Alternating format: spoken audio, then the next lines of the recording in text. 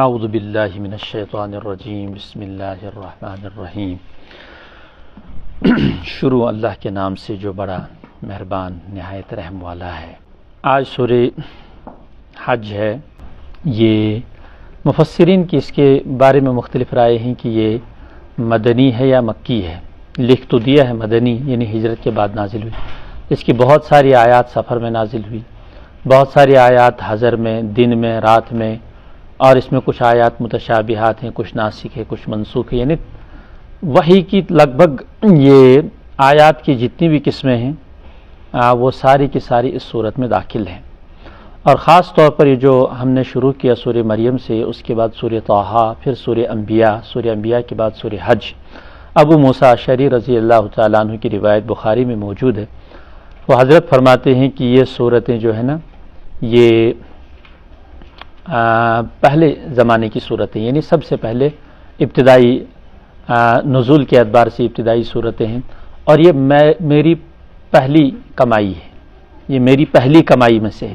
ابو موسیٰ اشعری کہتے ہیں ایک تو یہ پرانی صورتیں ہیں، وَهُنَّ مِن تِلَادِي، اور یہ میری کمائی میں سے ہیں، یعنی میں نے جو کچھ کمایا اس کمائی میں یہ اہم ہے یہ صورتیں۔ اس میں صورت میں اولاً جو ہے قیامت کے منظر کی، قیامت کے ہولناک تھوڑی بہت منظر کشی کی گئی شروع میں، پھر انسان کی پیدائش، اور اس کے بعد حج کے احکامات مختصر بیان فرمائے، اور ذبح کے احکامات بیان فرمائے، اور پھر توحید اور باطل کا ابطال اور حق کا احقاق بھی اس میں کیا ہے۔ بسم اللہ الرحمن الرحیم، شروع اللہ کے نام سے جو بڑے مہربان نہایت رحم والے ہیں۔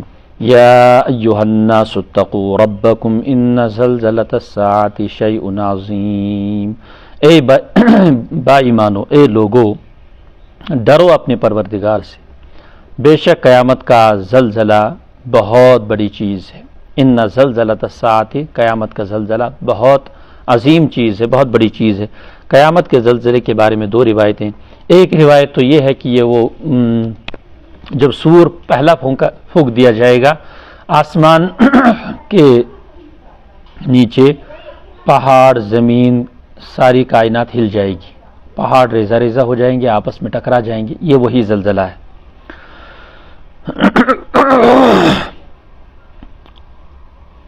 ایک تو اس کے بارے میں فرمایا کہ ان زلزلۃ الساعۃ شیء عظیم، یہ وہ زلزلہ ہے۔ اور دوسرا یہ ہے کہ قیامت میں بھی ہو سکتا ہے، قیامت میں جب اعلان ہوگا، مختلف اعلانات ہوں گے، اور اس صورت میں بخاری کی روایت کے مطابق حضرت ابراہیم علیہ السلام سے یہ حکم، حضرت آدم سے یہ حکم ہوگا کہ آدم اخرج من بعث النار، اپنی پوری اولاد میں سے جس کو جہنم میں جانا ہے ان کو نکال دو۔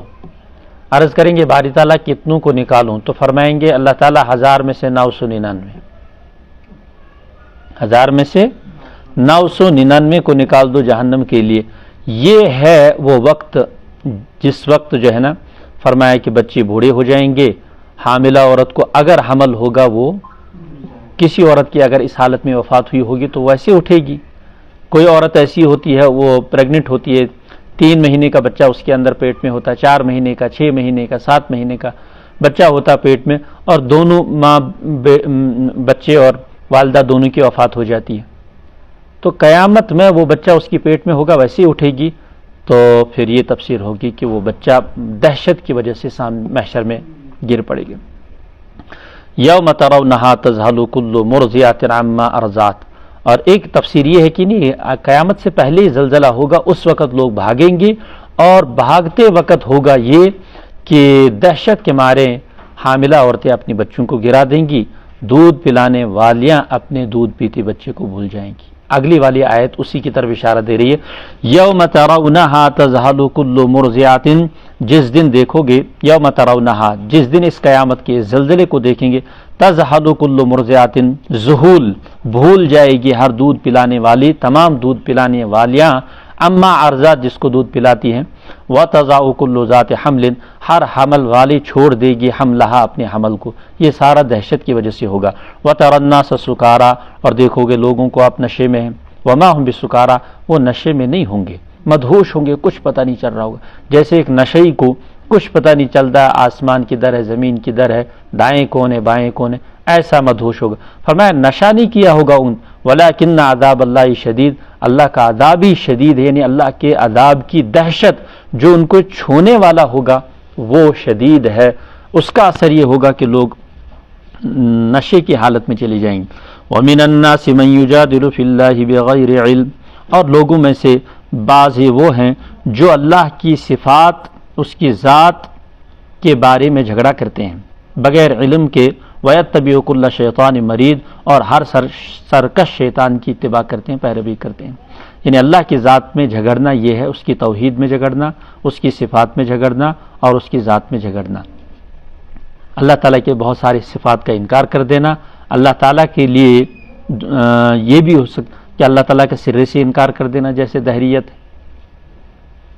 کتب علیہ انہ من تولاہ، یہ بات ان کے لیے لکھ دی گئی ہے، انہ من تولا، جو بھی شیطان مرید کا ولی بن جائے گا، تعلق جوڑے گا، تولاہ، جو بھی اس کے ساتھ تعلق کرے گا، فانہ یضلہ، سو یہ شیطان اس کو گمراہ کر دے گا، ویہدیہ الی عذاب السعیر، اور جہنم کے عذاب کی طرف رہبری کرے گا، راستہ دکھائے گا، پہنچائے گا۔ گویا یہ شیطان کا کام انہوں نے بتا دیا۔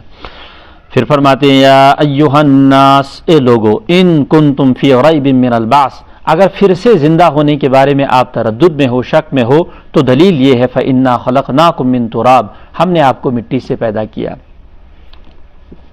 پہلا جز، ثم من نطفہ، چونکہ ہر انسان کی اصل جو ہے مٹی ہے، حضرت آدم علیہ السلام ہماری اصل ہے، وہ مٹی سے پیدا ہوئے۔ پھر اگرچہ انسان مٹی سے نہیں ہوا لیکن بہت سارا مٹیریل مٹی سے ابھی بھی حاصل ہوتا ہے، وہ کیسی ہوتا ہے؟ ثم من نطفہ، پھر نطفہ، اور نطفے کے لیے انسان کو غذا کی ضرورت، اور غذا ساری کی ساری زمین سے میسر ہو رہی ہے۔ ثم من نطفہ، ثم من علقہ، پھر جمے ہوئے خون سے، یا لوتھڑا بھی ترجمہ کر سکتے ہیں۔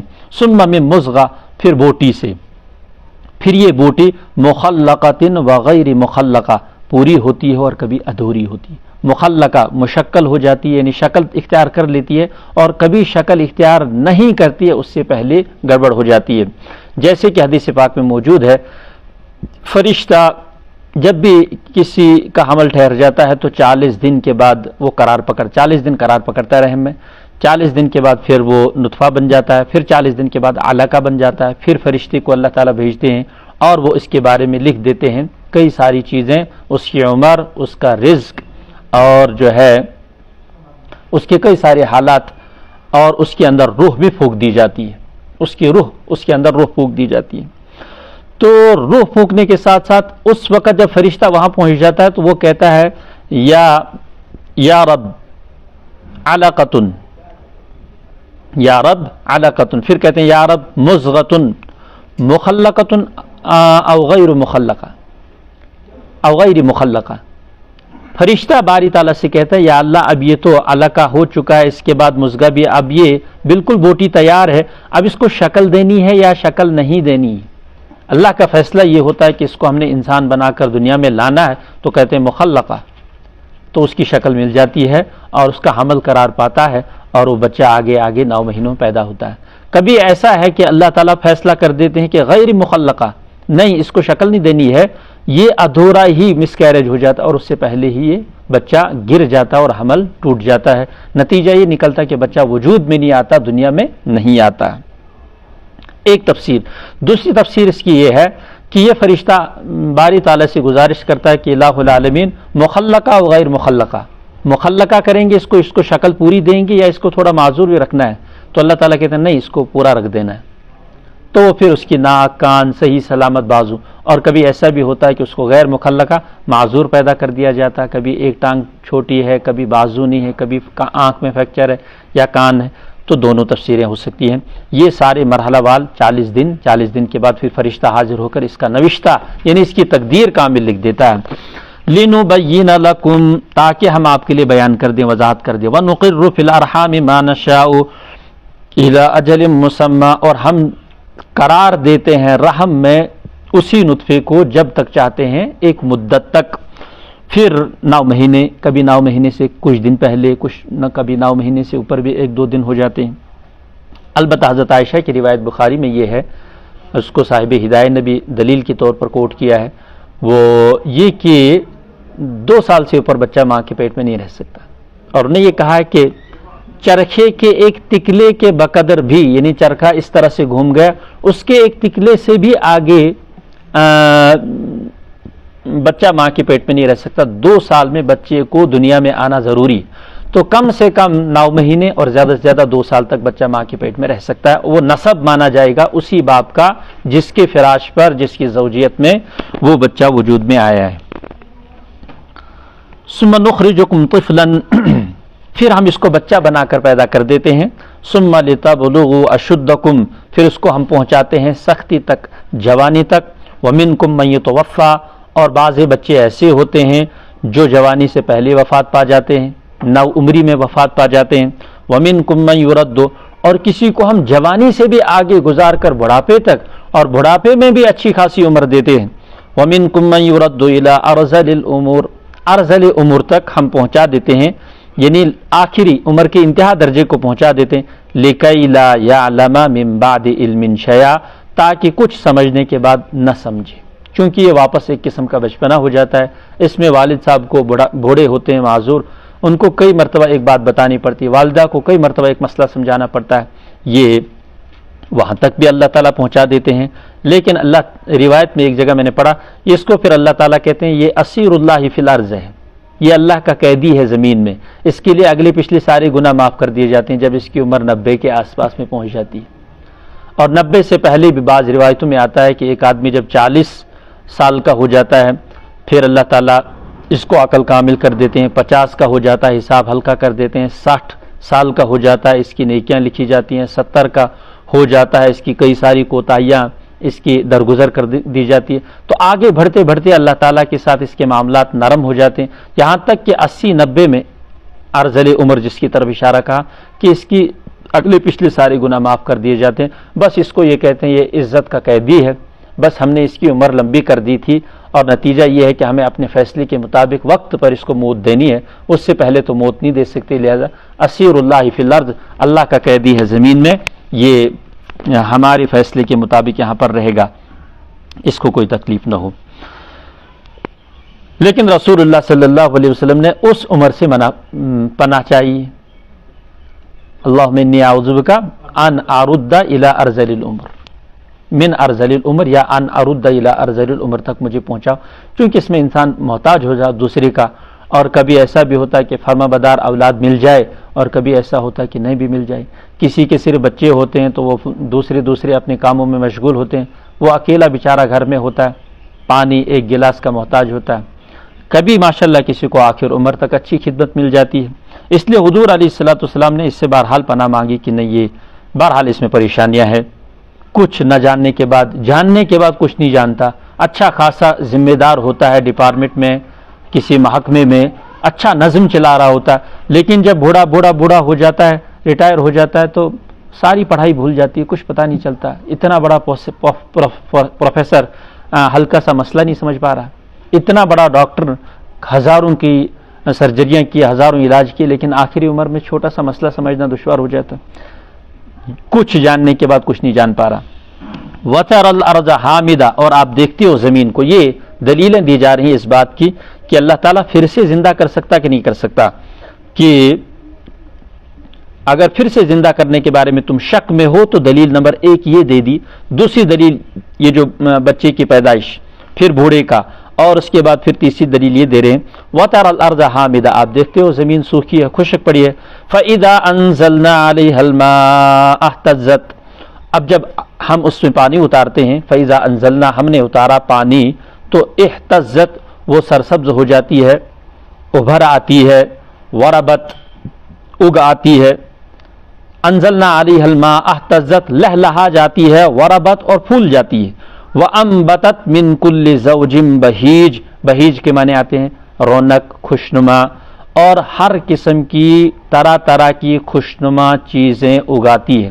کون اگاتا ہے؟ یہ پانی، پہلے زمین خشک تھی، پانی کی وجہ سے اس میں ابھار آ گیا، زمین کھلنے لگ گئی، اندر سے گھاس باہر نکلنا شروع ہو گیا، اس میں تر و تازگی پیدا ہو گئی. اور پھر ایک وقت آتا ہے جب بہار اپنی جوبن پر ہوتا ہے تو اس وقت ہم دیکھتے ہیں ادھر سے ایک پھول، ادھر سے دوسرا پھول، چنار کے پتے، انگور کے پتے اور دیگر درختوں، ایک عجیب سما ہوتا ہے، مختلف قسم کی رونق دار نباتات اگا دیتا ہے. ذالک بان اللہ هو الحق، یہ اللہ تعالیٰ اس لیے دکھاتے ہیں کہ وہی کامل ہستی ہے. حضرت تھانوی کا ترجمہ بان اللہ هو الحق، وہی کامل ہستی ہے، وانہ یحیی الموتى، وہی مردوں کو جلاتا ہے، وانہ علی کل شیء قدیر، وہی ذات ہر شے پر قادر ہے، وان الساعۃ آتیۃ لا ریب فیہا، یہ بھی یاد رکھو کہ قیامت آنا چاہتی ہے، یعنی آیا ہی چاہتی ہے، قیامت آ رہی ہے، لا ریب فیہا، اس کے آنے میں کوئی شک نہیں ہے، اپنے وقت پر آئے گی. وان اللہ یبعث من فی القبور، اور جتنے بھی قبروں میں ہیں سب کو اللہ تعالیٰ مبعوث کریں گے، اٹھائیں گے، اور یہ علم اللہ تعالیٰ نے اپنے سوا کسی کو نہیں دیا، یعنی بس اپنے پاس ہی رکھا ہے. یہ قیامت کب آئے گی؟ وَمِنَ النَّاسِ مَن يُجَادِلُ فِي اللَّهِ بِغَيْرِ عِلْمٍ، اور لوگوں میں سے بعض وہ ہیں جو اللہ کی صفات کے بارے میں بغیر علم کے اور بغیر کتاب ہدایت کے اور کتاب منیر کے، یعنی بغیر کسی دلیل کے اور کسی روشن کتاب کے بغیر جھگڑتے ہیں اللہ کی صفات، اللہ کی ذات، اللہ کی توحید کے بارے میں، کہ کیسے ہو سکتا ہے اتنا دنیا کا نظام ایک ہی بندہ چلا رہا ہو، ایک ہی ذات چلا رہے ہو، نہیں، اس کے ساتھ بہت سارے ہو سکتے ہیں، یہ بھی ہے، وہ بھی ہے، وہ بھی. ثانی عطفہ مستکبرن، اس کا ترجمہ کیا؟ منہ موڑ کر، کروٹ پلٹ کر. یہ انسان تکبر سے ایسا کرتا ہے اللہ کی وحدانیت کا انکار کفار مکہ جو کرتے تھے، ثانی عطفہ کرتے تھے، یعنی گردن موڑ کر. اور امام بخاری نے فرمایا مستکبرن کے تکبر کی وجہ سے کرتے، لیضل عن سبیل اللہ، تاکہ گمراہ کرے اللہ کے راستے سے، لہو فی الدنیا خزی، اس گمراہ کرنے والے شخص کے لیے دنیا میں بھی رسوائی ہے، ونذیقہ یوم القیامہ، ہم چکھائیں گے اس کو قیامت کے روز عذاب الحریق، جلن کی مار. شیخ الہند، جلن کی مار، عذاب الحریق جلن کی مار، اور اسی طرح سے عذاب الحریق جلن جلانے والی آگ کا عذاب، اس کو ہم چکھائیں گے. ذالک بما قدمت یداک، یہ اس وجہ سے ہوا، یعنی یہ سزا کیوں ہمیں دینی پڑی؟ بما قدمت یداک، یہ جو کرتوت آپ کی نے آگے بھیجے، بما قدم، آپ کے ہاتھوں نے یہ کرتوت آگے بھیجے ہیں، نتیجتاً ہمیں مار تو لگانی پڑے گی، اس لیے کہ شرک کا کرتوت آپ نے بھیجا ہے، اللہ تعالیٰ کی نافرمانی کا کرتوت آپ نے آگے بھیجا ہے. وَأَنَّ اللَّهَ لَيْسَ بِظَلَّامٍ لِّلْعَبِيدِ، ویسے اللہ بغیر غلطی کسی بندے پر ظلم نہیں کرتے. وَأَنَّ اللَّهَ لَيْسَ بِظَلَّامٍ، کسی بندے کے ساتھ اللہ تعالیٰ ظلم نہیں کرتے، یہ خود ان کی کارستانی ہے. اب ان کو لگے گا، یہ کچھ بھی لگے گا، لیکن یہ ظلم نہیں ہے، یہ عین انصاف ہے. وَمِنَ النَّاسِ مَن يَعْبُدُ اللَّهَ عَلَىٰ حَرْفٍ، لوگوں میں سے بعض وہ ہیں جو اللہ کی عبادت کرتے ہیں کنارے پر رہ کر، کنارے پر رہ کر، پوری جماعت میں داخل نہیں ہوتے، کنارے پر. کیسے کنارے پر؟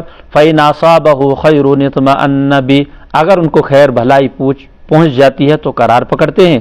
وَإِنْ أَصَابَتْهُ فِتْنَةٌ انقلب عَلَى وَجْهِهِ خَسِرَ الدُّنْيَا وَالْآخِرَةَ، اور اگر کوئی آزمائش پہنچ گئی تو منہ اٹھا کر چل دیتے ہیں، منہ اٹھا کر، انقلب علی وجہی، منہ پھیر کر چل دیتے ہیں. حضرت تھانوی نے فرمایا منہ اٹھا کر چل دیتے ہیں. عام طور پر جب کسی کی درخواست دفتر میں نہیں مانی جاتی ہے، کئی ساری چل دیتا ہے، غصے میں چل دیتا ہے. یہ ایسے ہیں کہ یہ بندہ کیا ہے، اس سلسلے میں امام بخاری نے دو روایتیں اس کے متعلق نقل کی ہیں. ایک تو یہ کہ مدینہ میں ایک دیہاتی آ گیا، اسلام قبول کر گیا، بیٹھ گیا، تو اس کے بارے میں یہ بتایا کہ اس نے دیکھا کہ اس کے بچے بیمار ہو گئے، مال اولاد سارا چھن گیا، مصیبت ہی مصیبت آئی مدینہ میں آ کر. تو اللہ کے رسول کے پاس جا کر کہا کہ میری بیعت توڑ دو. اللہ کے رسول سے کہہ رہا میری بیعت، حضور نے فرمایا یہ ٹوٹتی نہیں ہے. بہرحال بہت سارا اصرار کیا اور وہ چل دیا. تو جب چل گیا تو نکل گیا وہاں سے، مدینہ سے چھوڑ چھاڑ کے. تو حالانکہ حضور بیعت نہیں توڑ رہے تھے، کہا نہیں یہ ٹوٹتی نہیں، میں نہیں توڑوں گا بیعت، آپ صبر کرو، اطمینان کرو. لیکن وہ اٹھ کے چلا گیا. پھر اللہ کے رسول صلی اللہ علیہ وسلم فرمایا یہ مدینہ ہے، یہ بھٹی جو ہے نا یہ خبیث مال کو باہر پھینک دیتی ہے. خبائث کو باہر نکال دیتی. اس کے اندر صلاحیت نہیں تھی، صلاح نہیں تھی، اس لیے اس نے باہر نکال دی. ایک یہ ہے کہ یہودی کے بارے میں بھی آتا ہے، اس کے ساتھ بھی یہ واقعہ پیش آیا. تو یہ لوگ کیا تھے، یہ آتے تھے، اسلام قبول کرتے تھے اور بیٹھتے دیکھتے تھے کہ اگر مدینہ میں رہ کر ہمیں فائدہ ہوا، اور امام بخاری نے وہاں ایک حدیث نقل کی کہ اگر ہمیں یہاں نرینہ اولاد پیدا ہو گئی اور گھوڑی نے خوبصورت بچہ جنا، یہ دو لفظ نقل کیے ہیں امام بخاری نے کہ گھوڑی نے بچہ جنا، اچھا خوبصورت بچہ جن گیا، اور ہماری نرینہ اولاد پیدا ہو گئی، لڑکی سے تو نفرت کرتی ہے تو بیٹا پیدا ہو گیا، تو ہم کہیں گے یہ دین اچھا ہے، اس پہ برقرار رہتے. لیکن جو ہی اسلام میں کوئی مصیبت پہنچ جاتی اٹھ کے چل دیتے تھے. اس کو کہا کہ یہ کنارے پر لوگ ہیں، یہ بیچ میں داخل ہونے والے. اس کو قرآن میں پہلے بھی کہا تھا ادخلوا فی السلم، داخل ہونا ہے، پورے پورے داخل ہو جاؤ، ایک ٹانگ باہر ایک اندر، ایسا نہیں ہونا چاہیے. خسرت دنیا والآخرہ، دنیا کا بھی خسارہ، آخرت کا بھی خسارہ. ظاہر سی بات ہے، نہ تو دنیا ملی نہ آخرت ملی. ہاں صبر کرتا، امکان ہے مسلمانوں کے ساتھ بیٹھ جاتا، جم جاتا، قرار پکڑتا، کہیں نہ کہیں سے نفع مل جاتا، کوئی نہ کوئی مسلمان بھائی اپنے بزنس میں شریک کر لیتا، کوئی نہ کوئی کسی جنگ میں جاتا تو مال غنیمت حاصل ہو جاتا. لیکن بھاگ گیا تو دنیا کا بھی نقصان، آخرت کا تو تھا ہی، نبی کو چھوڑ بیٹھا. ذالک هو الخسران المبین، یہ ہے کھلا خسارہ، یہ ہے واضح خسارہ. یدعو من دون اللہ ما لا یضرہ وما لا ینفعہ، پکارتے ہیں ایسے کو اللہ کو چھوڑ کر جو نہ ان کو نقصان پہنچا سکتا نہ نفع دے سکتا. ذالک هو الضلال البعید، یہ ہے دور کی گمراہی. یہ بھی ان کی سمجھو برے صفات بیان کی، ذم بیان کی جائے. یدعو لمن ضرہ اقرب من نفعہ، پکارتے ہیں لمن ضرہ، ایسے معبودوں کو، ضرہ جن کا نقصان نفع سے زیادہ قریب ہے. یعنی نفع پہنچنا دور کی بات ہے، نقصان تو یقینی ہے. نفع تو دور کی بات ہے، نقصان قریبی ہے. لبئس المولا ولبئس العشیر، یعنی یہ معبود جن کو آپ پکارتے ہو غیر اللہ میں سے، اللہ کو چھوڑ کر، مولا بن کر بھی نفع نہیں پہنچا سکتے، تو عشیر بن کر تو بدرجہ اولا نہیں پہنچا سکتے. اب مولا کا مطلب ہوتا ہے زیوٹ ہے سچن نفع ہے کن، اور عشیر کا مطلب ہوتا ہے رفیق، ساتھی بن کر کہاں سے پہنچائے گا. ایک انسان بڑا ہے، اس کے پاس خزانے ہیں، سب کچھ ہے، تو خازن ہو کر نفع نہیں پہنچا رہا ہے عوام کو، تو جب ہم عصر ہوگا تو کیسے پہنچائے گا؟ اس کے بھی اختیار میں کچھ نہیں ہے. تو شیطان کی حالت یہی ہے، نہ تو یہ مولا ہو کر نفع، آپ اس کو مولا بناؤ تو بھی نفع نہیں پہنچائے گا، عشیر بناؤ، ساتھی دوست بناؤ تو بھی نفع نہیں پہنچائے گا. ان اللہ يدخل الذین آمنوا وعملوا الصالحات جنات تجری من تحتها الانہار، بے شک اللہ تعالیٰ داخل فرمائیں گے ان لوگوں کو جنہوں نے ایمان لایا اور نیک عمل کیے، ایسے باغوں میں بہتی ہیں اس کے نیچے نہریں.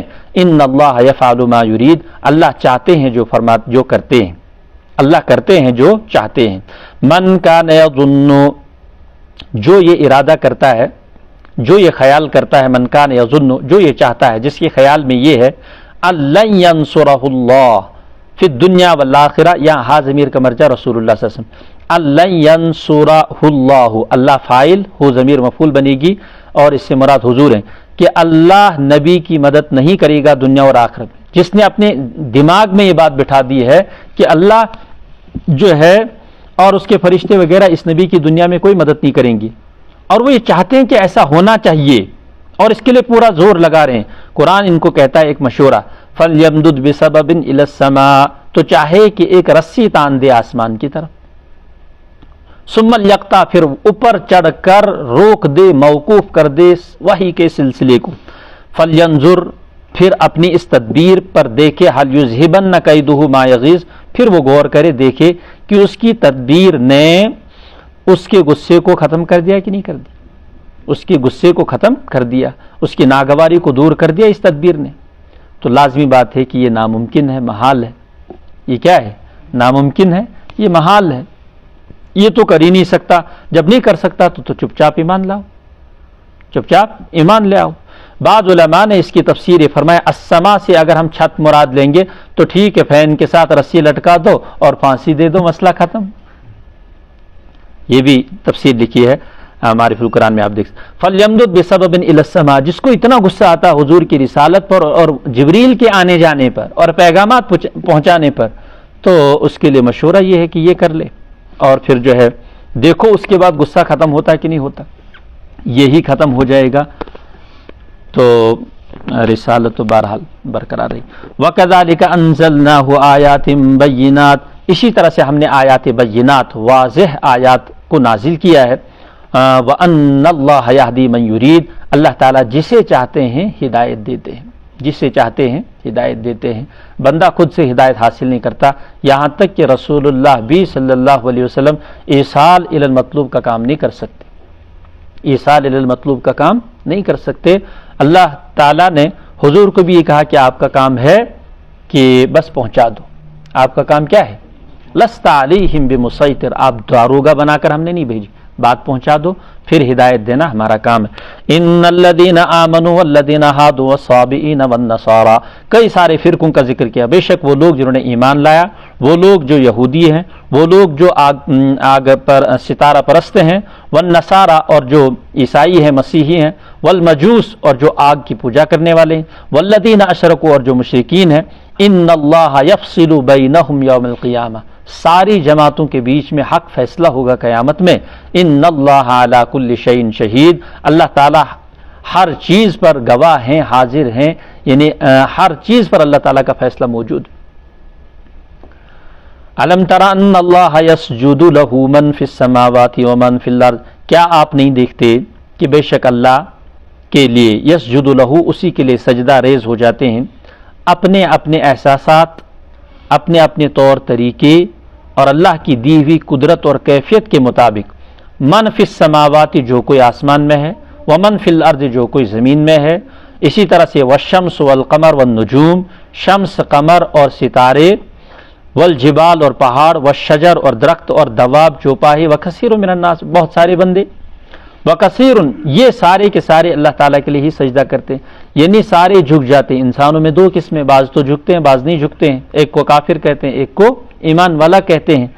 باقی جو جسم نامی ہیں ان کے اندر شعور کا ہونا یہ تو ہمیں سمجھ میں آ جاتا ہے، ایک پودا ہے پھر وہ بڑھتا بڑھتا بڑھتا اس کے اندر جسم نامی ہے، انسان کے اندر بھی ہے، حیوان کے اندر بھی ہے، لیکن اس سے خفی تر شعور ہوتا ہے جسم مطلق میں۔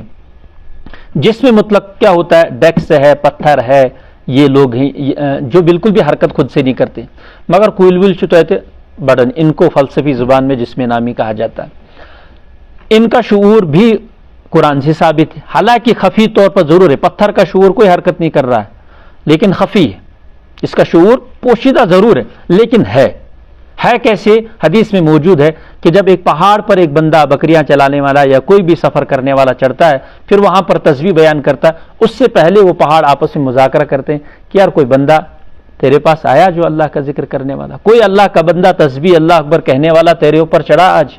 پھر وہ پہاڑ دوسرے سے کہتا ہاں ایک بندہ آیا تھا، وہ بکریاں چرا رہا تھا، یہاں سے ایسے ایسے اس نے اذان پڑھی یا تکبیر پڑھی، تو چلو شکر۔ اس طرح سے پہاڑوں کا مکالمہ آپس میں حدیث میں ذکر موجود ہے۔ تو یہ کیسے ہو سکتا؟ کچھ نہ کچھ شعور تو ہے۔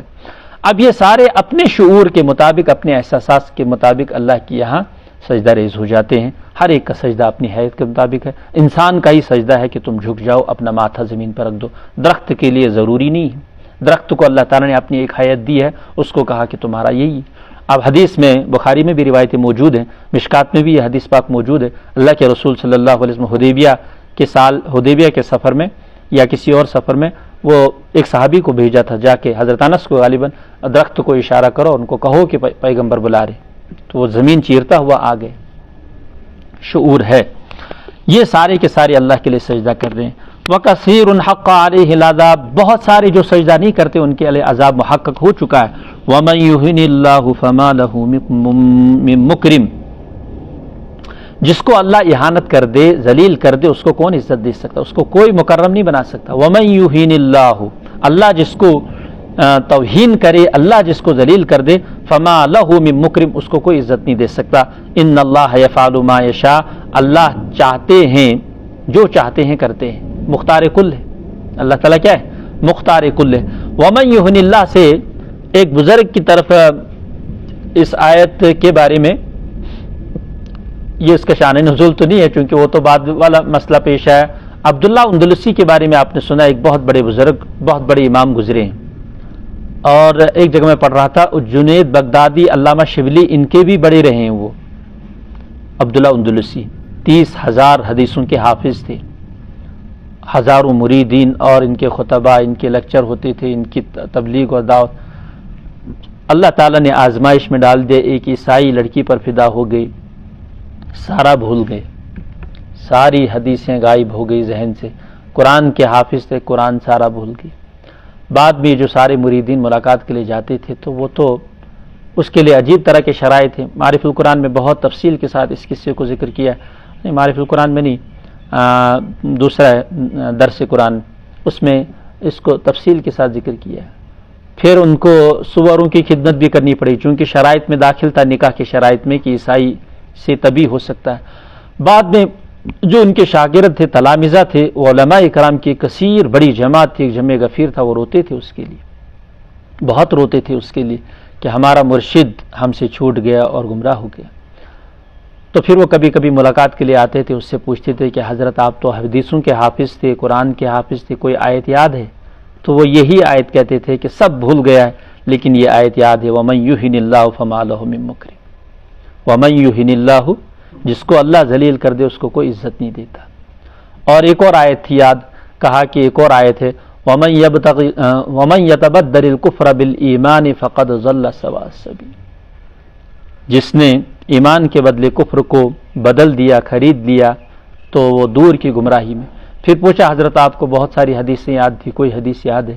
اس نے فرمایا بس ایک حدیث یاد رہ گئی ہے, باقی سارا اللہ نے ذہن سے صاف کر دیا. وہ ہے من بدل دینہ فاقتلوہ قال النبی صلی اللہ علیہ وسلم, جو دین کو بدل دے اس کو قتل کر. تو یہ حدیثیں مجھے یاد ہیں, باقی کچھ نہیں. تو روتے تھے, ایک عجیب سما تھا وہاں, مرید جاتے تھے, اس کو دیکھتے تھے سور چلا رہا, اتنا بڑا امام اور محدث. پھر بعد میں بزرگوں کی دعاؤں سے شاگردوں کی دعاؤں سے آخر وہ چھوڑ چھاڑ کر واپس آ گئے اور توبہ کر لی.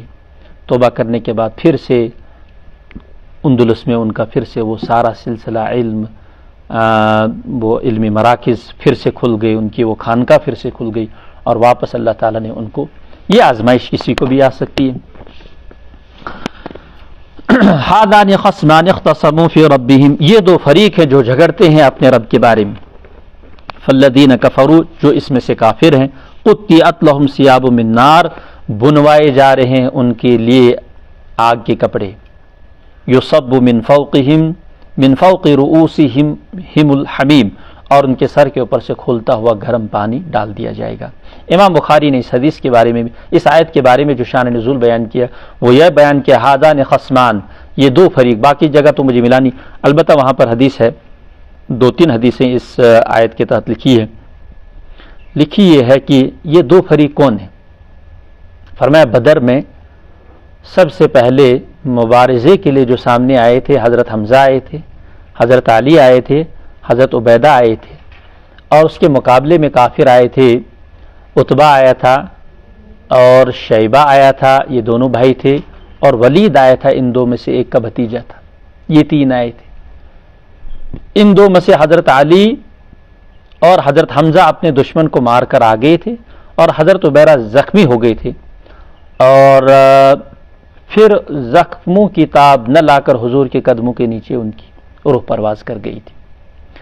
حضرت علی نے, بخاری میں روایت موجود ہے کہ حضرت علی سے مروی ہے, انہی کی روایت ہے کہ سب سے پہلے میں 2 زانوں بیٹھوں گا بارگاہ خداوندی میں اس مسئلے کا حل نکالنے کے لیے, اس مسئلے کو لے کر کہ یا اللہ اگر ہم حق پر تھے تو یہ لڑنے کیوں آتے تھے ہمارے سے, ہمارے اس مسئلے کا. ایک روایت میں ہے کہ یہ لوگ کریں گے قریشی اعتراض, جو 3 بندے ان کے مارے گئے بدر میں, یہ کہیں گے کہ ہم کو ہمارے رشتہ داروں نے مارا, علی نے, حمزہ نے, ان نے ہم تینوں کو مارا. تو پھر اللہ تعالیٰ سب کو بلائیں گے کہ چلو بتاؤ کون حق پہ تھا کون, تو وہ فیصلہ ہوگا. ہادان خصمان اختصموا فی ربہم فالذین کفروا قطعت لہم ثیاب من نار یصب من فوق رؤوسہم الحمیم. یسحر, اس آگ کی شدت, اس پانی کی شدت یہ ہوگی, یسحر بہ, اس پانی کے ذریعے سے گلا دیا جائے گا, ما فی بطونہم, جو کچھ ان کے پیٹوں میں ہے, والجلود, اور کھال بھی گل جائے گی, کھال بھی. وَلَهُمْ مَقَامِعُ مِنْ حَدِيدٍ, اور ان کے لیے لوہے کے ہتھوڑے ہوں گے, لوہے کے گرز ہوں گے ان کے لیے جن سے ان کو مار پڑے گی. کلما ارادوا ان یخرجوا منها من غم اعیدوا فیها, جب جب یہ جہنم سے کنارے کو نکلنا چاہیں گے, جب جب یہ جہنم سے کنارے کی طرف نکلنا چاہیں گے, من غم, من غم کا مطلب دم گھٹنے سے, دم گھٹنے سے جب بھی یہ جہنم سے باہر نکلنا چاہیں گے تو فرمایا کہ اعیدوا فیہا, واپس دھکیل دیا جائے گا ان کو. وذوقوا عذاب الحریق, اور ساتھ ساتھ میں یہ باتیں ان کو سنائی جاتی رہیں گی کہ جہنم کا عذاب, حریق جلانے والے عذاب کا مزہ چکھو. تو چونکہ ایک انسان مارتا ہے کچھ بولتا نہیں, لیکن بولنے کے ساتھ جب وہ کچھ تانے بھی کستا ہے, جملے بھی کستا ہے, تو وہ دل کو بھی لگتی ہے اور کھال کو بھی لگتی ہے. کھال کو مار لگتی ہے اور باتیں دل کو لگتی ہیں. یہ ان کی سزا ہوگی کہ ان کو فرشتے کھال پر بھی ماریں گے اور دل پر بھی باتیں لگیں گی ان کو. ذوقوا عذاب الحریق. ان اللہ یدخل الذین آمنوا وعملوا الصالحات جنات تجری من تحتها الانہار یحلون فیہا من اساور من ذہب وَلُؤْلُؤًا وَلِبَاسُهُمْ فِيهَا حَرِيرٌ. ایمان والوں کے لیے فرمایا بے شک اللہ تعالیٰ داخل فرمائیں گے ان لوگوں کو جو ایمان لائے اور نیک عمل کیے, ایسے باغات میں بہتی ہیں اس کے نیچے نہریں, اور یحلون فیہا من اساور, پہنائے جائیں گے ان کو سونے کے کنگن اور موتیاں, اور ان کا لباس ریشم کا ہوگا. دنیا میں دونوں منع ہے, جنت میں منع نہیں ہوں گے. منع اسی لیے ہے کہ یہاں بچو وہاں پہنائیں گے. وَهُدُوا إِلَى الطَّيِّبِ مِنَ الْقَوْلِ, اور اس وجہ سے بھی کہ ان کو ہدایت کر دی گئی تھی کلمہ طیبہ کے عقیدے کی, کلمہ طیبہ کے عقیدے کی ان کو ہدایت کر دی گئی تھی. وَهُدُوا أُلْهِمُوا, وَهُدُوا أُلْهِمُوا, الہام کر دیا گیا تھا, اور اس سے آسان اگر بولیں گے تو ان کو ستھری بات کی طرف ہدایت کر دی گئی تھی. وَهُدُوا إِلَى الطَّيِّبِ مِنَ الْقَوْلِ, ستھری بات کی ہدایت, کلمہ طیبہ کے تقاضوں پر اترنے کی ہدایت ان کو دی گئی تھی. وَهُدُوا إِلَى صِرَاطِ الْحَمِيدِ, اور ہدایت کر دی گئی تھی ان کو صراط حمید کی, إِلَى صِرَاطِ الْحَمِيدِ, ایسے راستے کی جو قابل تعریف ہے, قابل تعریف راستے کی ان کو ہدایت کر دی گئی تھی, رہبری کر دی گئی تھی, الہام کر دیا گیا تھا. اس لیے نتیجہ یہ ہے کہ جب دنیا میں اچھے رہے آخرت میں بھی انعام اچھا ہی ملے گا. إِنَّ الَّذِينَ كَفَرُوا وَيَصُدُّونَ عَن سَبِيلِ اللَّهِ, اور بے شک وہ لوگ جنہوں نے کفر کیا اور اللہ کے راستے سے, اور خاص طور پر مسجد حرام میں عمرہ اور حج کی ادائیگی سے روکتے رہے, اور جس مسجد حرام کو الذی جعلہ للناس, جس مسجد حرام کو اللہ نے بنایا لوگوں کے واسطے برابر, بطور حق کے, بطور عبادت کے, مسجد حرام میں ہر ایک بندے کا حق ہے, مکی کا بھی, آفاقی کا بھی اور اجمی کا بھی, ہر ایک کا حق ہے.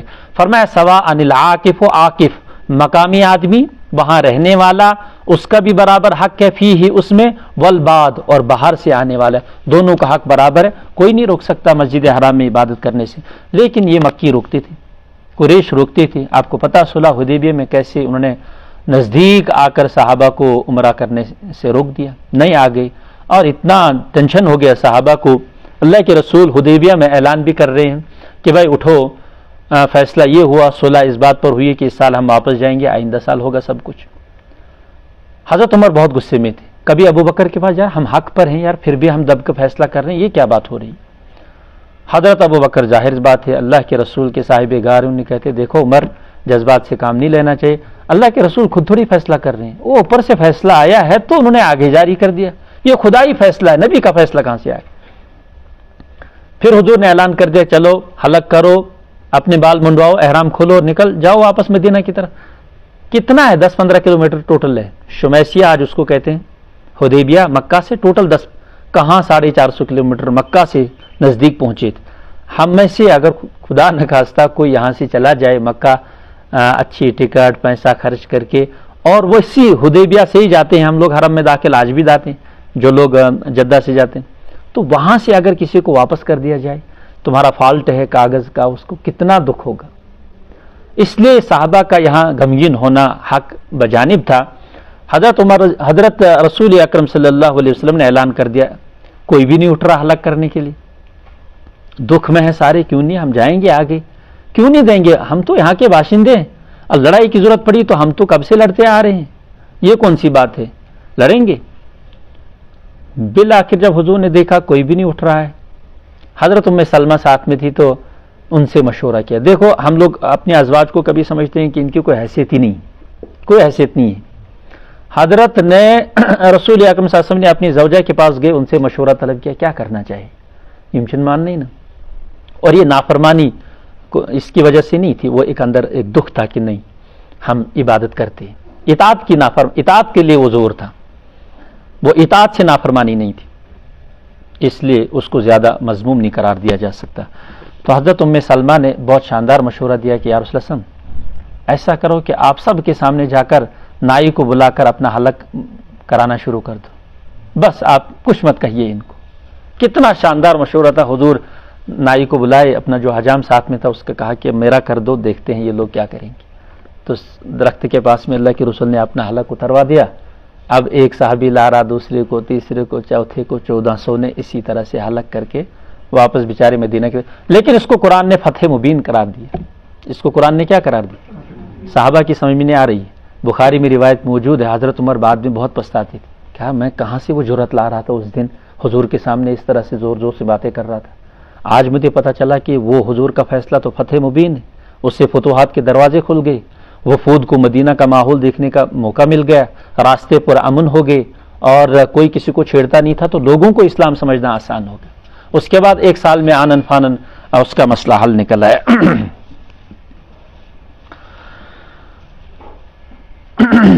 تو اس لیے مکہ سب کا ہے، مسجد نبی بھی سب کی ہے. ومن یرید فیہ بالحاد، جو بھی ارادہ کرے اس میں شرارت پھیلانے کا، بالحاد شر پھیلانے کا، بظلم اپنی شرارت سے کسی بھی خرابی کے پھیلانے کا، بظلم شر سے، نذقہ من عذاب علیم اس کو دردناک عذاب چکھائیں گے. کیونکہ یہ حرم ہے، حرم میں کوئی بھی گستاخی ناقابل قبول ہے. انسان اگر حرم میں شکار کرتا اس کو بھی پنلٹی دینی پڑتی ہے، دم دینا پڑتا ہے. حالت حج میں کچھ بھی گڑبڑ کرے تو اس کا دم آتا ہے اس کو. تو انسان کو احرام کی حالت میں جب حرم میں چلا جاتا کئی ساری پابندیاں لاگو ہو جاتی ہیں. وہاں کی گھاس کو محترم قرار دیا گیا، وہاں کے پھول پتوں کو، وہاں کے چھوٹے چھوٹے کبوتر اڑنے پھرنے ان جانوروں کو محترم قرار دیا، چھیڑ چھاڑ نہیں کرنی ان کے ساتھ.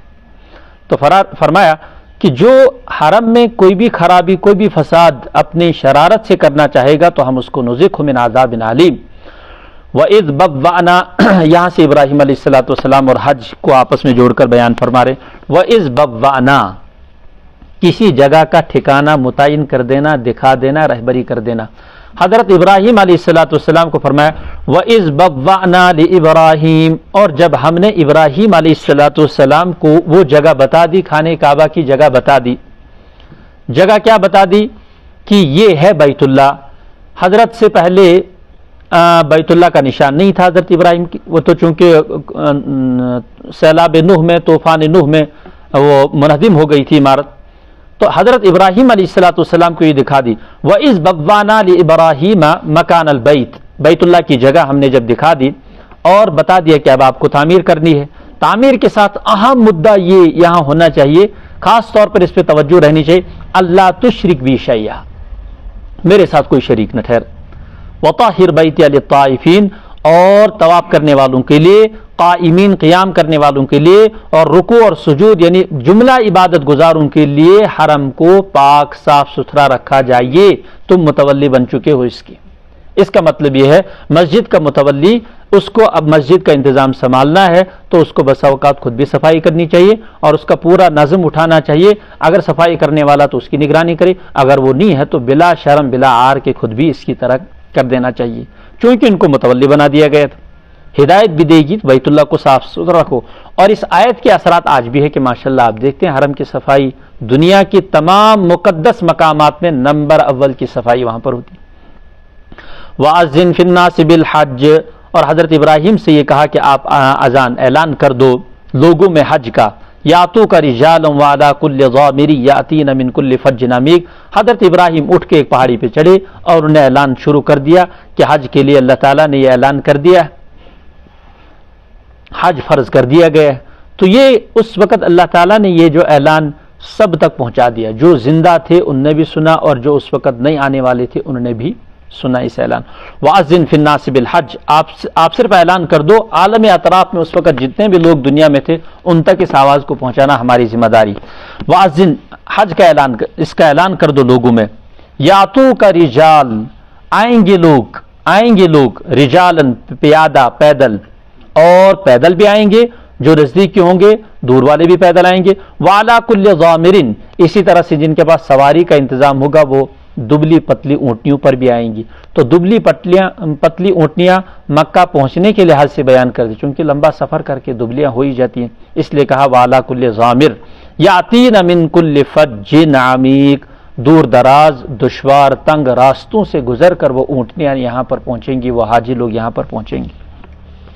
لیشہدوا، یہ کیوں پہنچیں گے؟ تاکہ حاضر ہو جائیں، آ جائیں، منافع لہم، اپنے دنیاوی اور اخروی منافع کے پاس، دنیاوی اور اخروی منافع کی طرف یہ لوگ حاضر ہو جائیں. علماء نے فرمایا کہ دنیاوی منافع بھی ہو سکتے ہیں حاجی کے لیے، اگر چاہے وہ اس ضمن میں تجارت بھی کر سکتا ہے تو کوئی حرج نہیں. اور ہم میں سے تو اکثر تجارت کر ہی لیتے. تجارت کیا، تجارت کا ایک پہلو تو اپنا ہی لیتے ہیں، یہاں سے جاتے ہیں کئی ساری چیزیں وہاں پر خرید کے لاتے ہیں، کئی ساری چیزیں خرید کے لاتے ہیں. اور اخروی پہلو تو بہرحال ہے ہی، ثواب، اجر عظیم اور مقدس عبادت کا ادا ہو جانا، یہ دونوں فائدے. اور چونکہ یہ مکہ ہی میں ہو سکتا ہے، تجارت تو کہیں بھی ہو سکتی، لیکن یہ حج جو ہے مکہ ہی میں ہو سکتا ہے، اس لیے قرآن نے اس کو کہا لیشہدوا منافع لہم، تاکہ وہ اپنے منافع پر آ جائیں.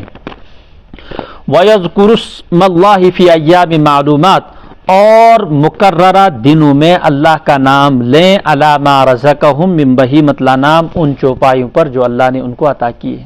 اس میں قربانی کی طرف اشارہ کر دیا، چونکہ عام طور پر حج کا طریقہ یہ ہوتا ہے ذی الحجہ میں احرام باندھ لیتے ہیں، اس سے پہلے بھی احرام باندھ سکتے ہیں 3 مہینے، اور احرام باندھنے کے بعد انسان جب مکہ پہنچتا ہے سب سے پہلے عمرہ کر لیتا ہے. عمرہ کرنے کے بعد وہ اپنے آپ احرام سے فارغ ہو جاتا ہے. پھر 8 ذی الحجہ کو مینا کی طرف روانگی ہوتی ہے. اگر یہ حج تمتع کر رہا ہے اور اگر حج قران کر رہا ہے تو پھر یہ عمرہ کر کے حلق نہیں کرتا.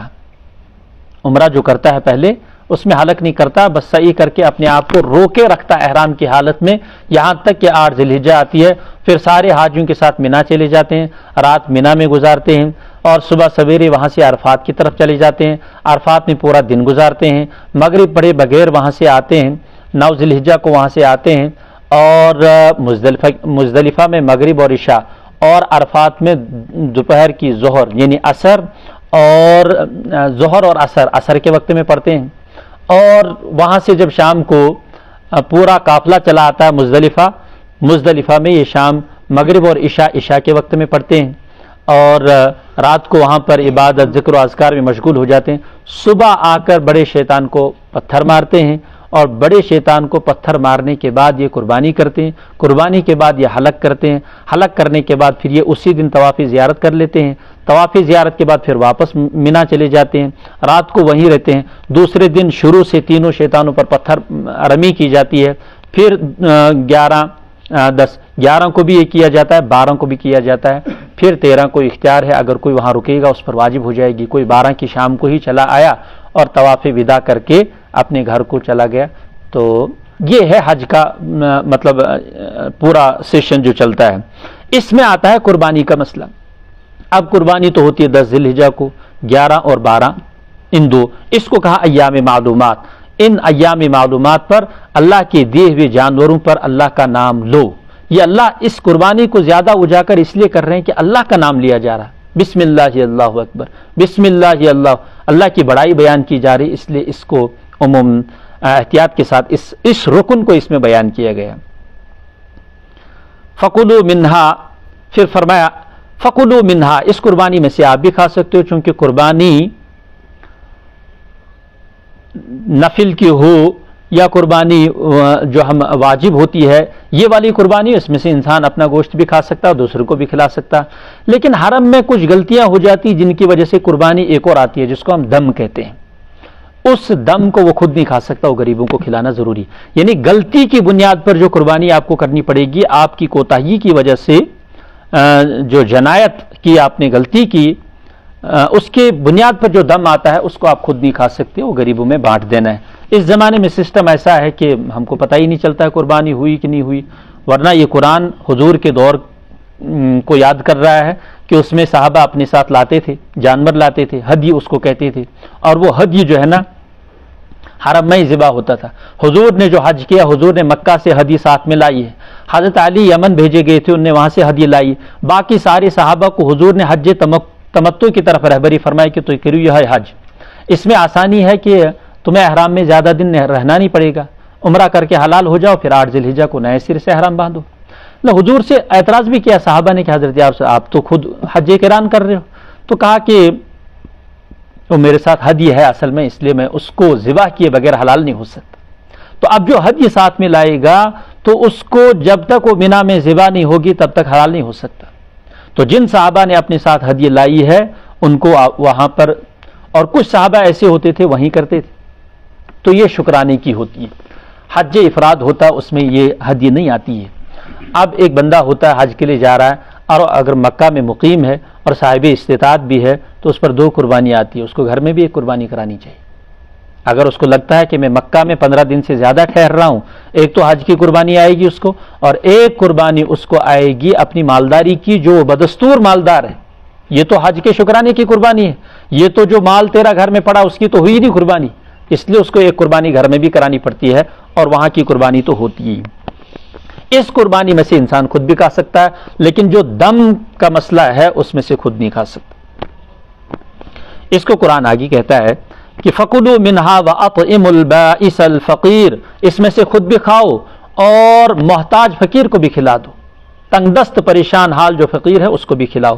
ثُمَّ لْيَقْضُوا تَفَثَهُمْ، قربانی کے بعد اپنا میل کچیل اتار دو، چونکہ 5 دن انسان یہ پورے حج کے دنوں میں جب سے احرام باندھا ہے انسان زیادہ تر صابن وغیرہ استعمال نہیں کر سکتا، عطر اور پرفیوم اور تیل اور سرما یہ ساری چیزیں استعمال نہیں کر پاتا، اس لیے قرآن نے کہا کہ اب تمہیں اجازت مل گئی ہے، قربانی ہو چکی ہے، مینا میں شیطان کو پتھر بھی پڑ چکے ہیں بڑے والے کو، اب قربانی بھی ہوگی، قربانی کے بعد اب تم حلال ہوگے، تم کپڑے بدل سکتے ہو اور اب طواف زیارت تم اپنے کپڑوں میں کر سکتے ہو۔ تو یہ کہا ثم لیقضوا تفثهم، پھر اپنے میل کچیل کو دور کرو، ولیوفوا نذورهم، اور اپنی نذروں کو پورا کرو، اپنی نذروں کو، یہاں نذروں میں قربانی بھی آ رہی ہے اور دیگر احکامات دیگر عبادات کے لحاظ سے اگر آپ نے نظریں مانی ہیں تو ان کو بھی پورا کرنا واجب ہو جاتا ہے۔ جب بھی انسان کوئی نظر مانتا وہ نظر کرنا پوری کرنی واجب ہو جاتی ہے۔ ولیطوفوا، اس میں نفلی قربانی بھی آ گئی، اس میں وہ والی قربانی بھی آ گئی جو واجب ہوتی ہے۔ اسی طرح سے کبھی کوئی انسان واجب کر لیتا ہے اپنے اوپر کہ میں حرم میں جا کر قربانی کروں گا، ایک اضافی قربانی کروں گا اپنے والد کے نام، اپنے والدہ مرحومہ کے نام، کسی اور کے نام پر ایک الگ سے اضافی طواف کروں گا اور الگ سے ایک یہ کروں گا، تو یہ ساری چیزیں جو آپ نے نظریں مانی ان کو پورا کرنا چاہیے۔ ایک حج کے ساتھ جوڑ کر اس کا مفہوم ادا کیا جا سکتا ہے، اور حج کے علاوہ بھی مطلق اس آیت کو بیچ میں جملہ معترضہ کے طور پر وَلْيُوفُوا نُذُورَهُمْ، اپنی نظروں کو پورا کرنا چاہیے بھی مان سکتے ہیں۔ وَلْيَطَّوَّفُوا بِالْبَيْتِ الْعَتِيقِ، عتیق اور پرانے گھر، عتیق کے معنی آتے ہیں قدیم، پرانا اور عظمت والا گھر، تو تینوں چیزیں بیت اللہ میں جمع ہو ہی جاتی ہیں۔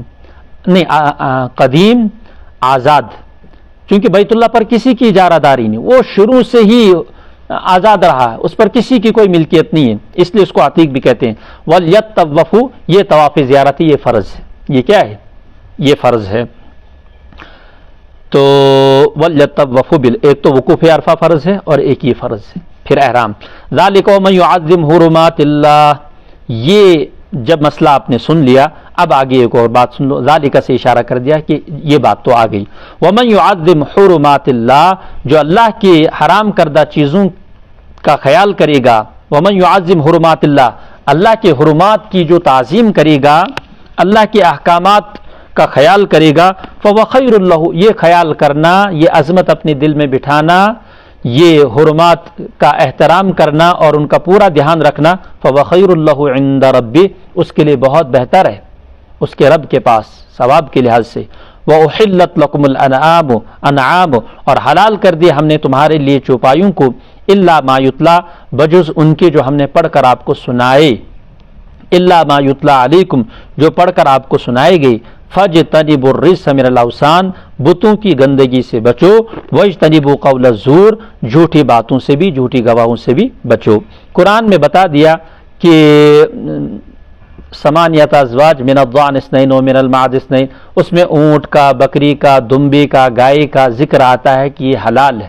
اس کے علاوہ قرآن میں والمنخنقۃ حرمت علیکم المیتۃ، مردار، اور اس کے علاوہ اور بھی مردے کی کئی ساری قسمیں ہیں۔ کوئی جانور گولی، کسی جانور کو کسی جانور نے ٹکر ماری، کوئی جانور پہاڑی سے لڑک گیا، کسی کا گلا گھٹ گیا، کوئی اوپر سے نیچے آ کے دب کے مر گیا، کوئی زہر دے کر مار دیا گیا، یہ ساری قسمیں مردار میں آتی ہیں۔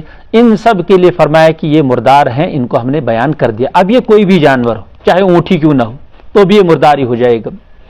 اور دوسرا یہ ہے کہ اگر یہ غیر اللہ کے نام پر ذبح ہوا تو چاہے پھر یہ شاندار خوبصورت بکری کیوں نہ ہو، یہ بھی حرام، کتنا اچھا دمبا کیوں نہ ہو، یہ بھی حرام ہو جائے گا۔ اس لیے اس کو کہا کہ ہم نے پڑھ کر سنا دیا آپ کو۔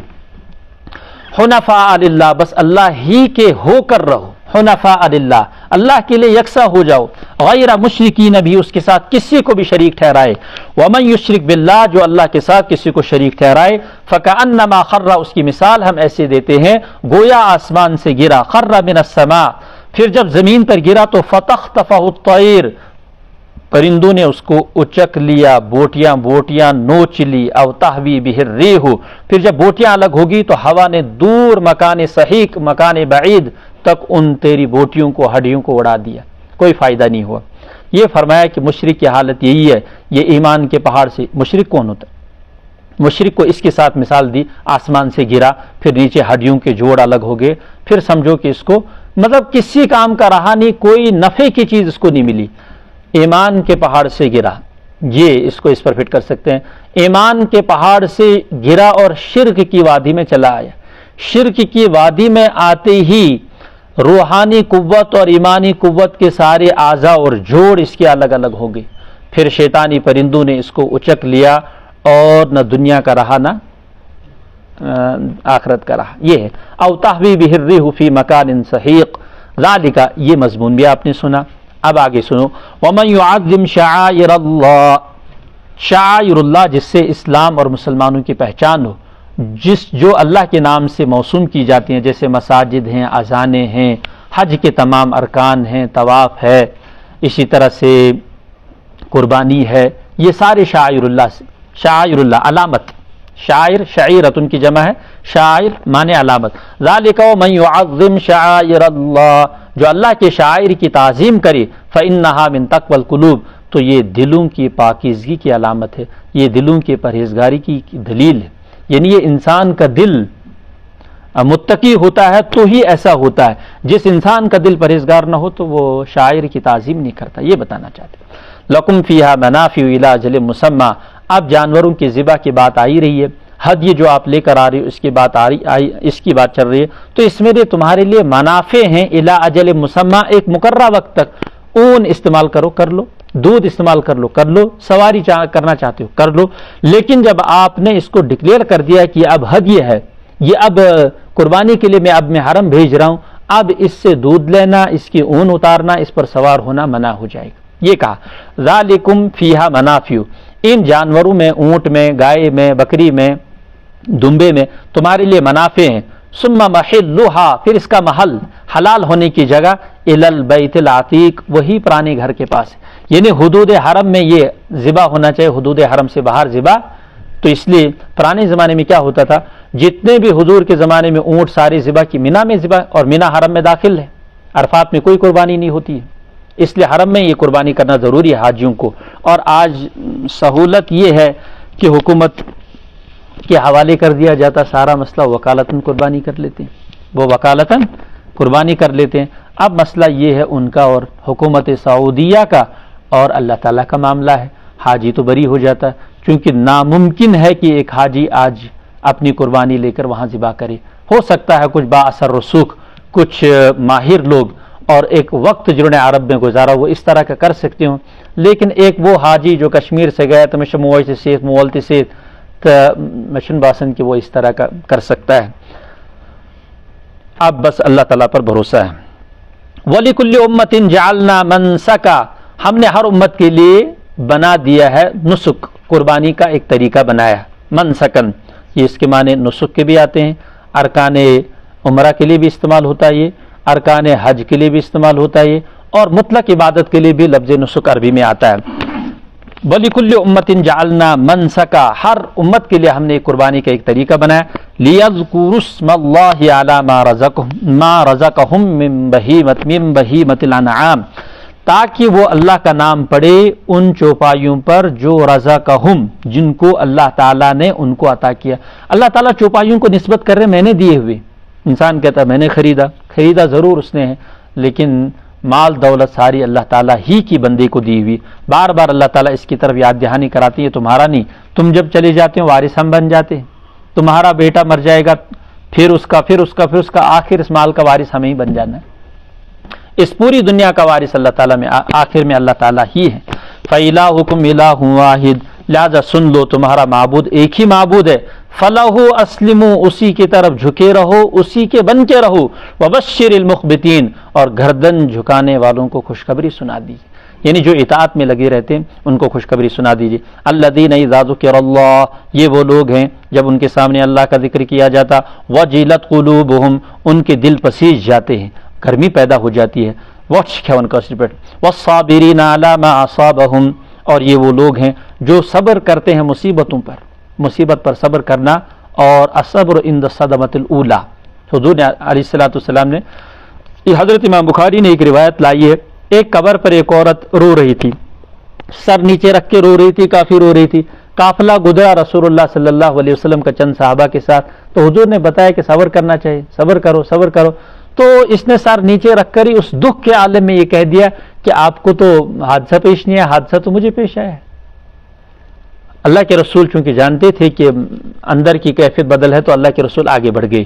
بعد میں جب سر اٹھایا اور وہ ہوش میں آ گئی, عورت نوجوان لڑکی تھی, بعد میں صحابہ نے پوچھا آپ کو پتہ ہے آپ نے کس کے سامنے زبان درازی کی؟ تو کہا یا رسول حضور علیہ الصلوۃ والسلام. اب وہ دوڑی ہوئی مسجد نبوی میں پہنچی تو حضور سے گزارش کر دیا, رسول اللہ صلی اللہ علیہ وسلم میں تو پہچان نہیں پائی آپ کو, میں نے وہ گستاخانہ جملہ کہہ دیا کہ آپ کو حادثہ تھوڑی ہوا ہے, آپ کا کوئی بیٹا تھوڑی وفات ہوا. تو اس وقت حضور نے فرمایا الصبر عند الصدمۃ الاولی, صبر جو ہے نا یہ صدمہ اولا پر ہے. ترائی دھوئی اوش گساں خوشک, پھر تو سارے چپ کرتے.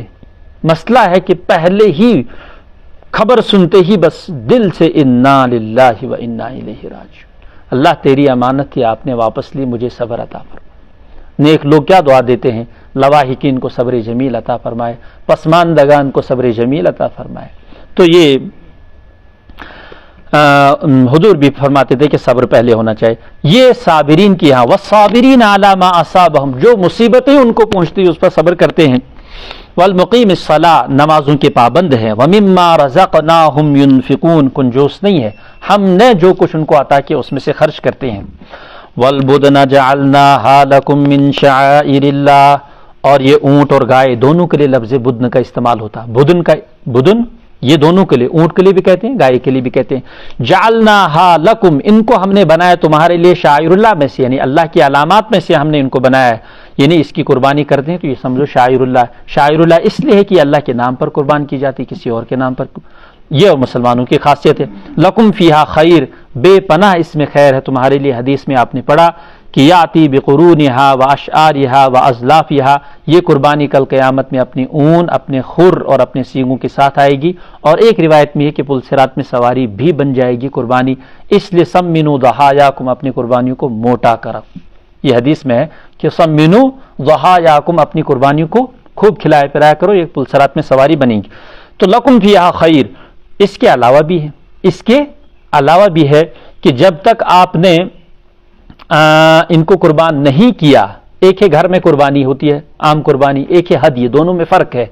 ہدیہ میں ہم سواری نہیں کر سکتے, اس والی قربانی کو اگر ضرورت پڑی, اور ہدیہ کے لیے بھی یہ مسئلہ ہے. حضور علیہ الصلوۃ والسلام نے ایک آدمی کو دیکھا اونٹ کو لے کے جا رہا, بھائی کہاں جا رہا, کہا حج پہ جا رہے ہیں, کیا یہ اونٹ کا یہ میری ہدیہ ہے؟ تو کہا تیرے پاؤں سے خون بہ رہا, تو اتنا زخمی ہو چکا, سوار کیوں نہیں ہوتا؟ ٹھیک ہے ہم نے منع کیا ہے کہ قربانی کے اونٹ پہ آپ سوار نہ ہو, ہدیے پر سوار نہ ہو, لیکن اپنی جان کو خطرے میں ڈال کر ایسا تو نہیں کہا ہم نے.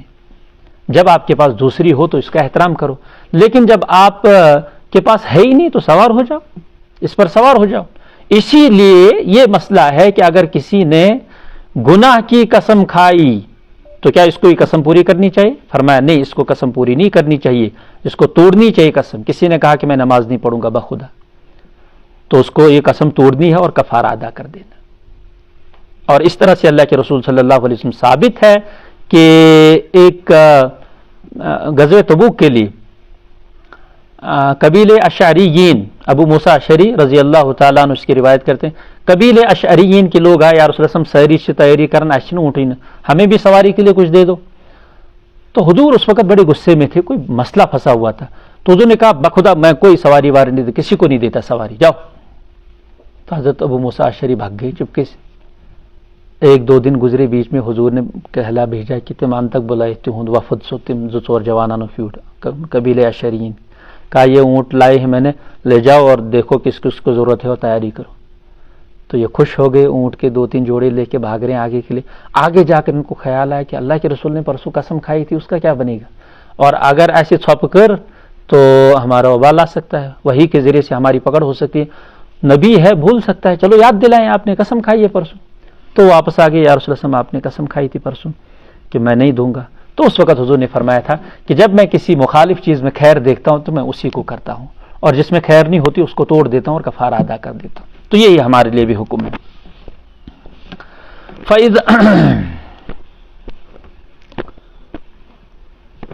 لکم فیہا خیر فاذکروا اسم اللہ علیہا ثواب، تو ان قربانی کے اونٹوں پر، جانوروں پر، ان کو قطار میں کھڑا کر کے ان کو ذبح کرو۔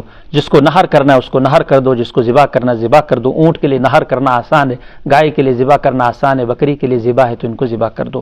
نہر ہوتا بس اس جگہ ایک رگ کاٹی جاتی کھڑے کھڑے ہی، تو اس کو نہر کہتے ہیں۔ ذبح کہتے ہیں چاروں رگ کاٹنا، اور اس میں بھی مسئلہ ہے کہ اکثریت رگ کاٹنی چاہیے، 4 رگوں میں سے 3 رگیں کٹنی ہی چاہیے، 3 رگیں کٹنی چاہیے۔ اگر 4 میں سے 2 ہی کٹ گئی تو ذبح ٹھیک نہیں ہوا، تو 4 میں سے اکثر رگیں کٹنی چاہیے، تب وہ ذبح صحیح مانا جائے گا۔ فَإِذَا وَجَبَتْ جُنُوبُهَا، جب یہ اونٹ آپ نے ذبح کر لیے اور یہ جب پہلو کے بر گر پڑیں گے، اب ان کی کھال اتارو، آہستہ آہستہ ان کا گوشت الگ کرو۔ فَكُلُوا مِنْهَا، اب اس میں سے کھاؤ۔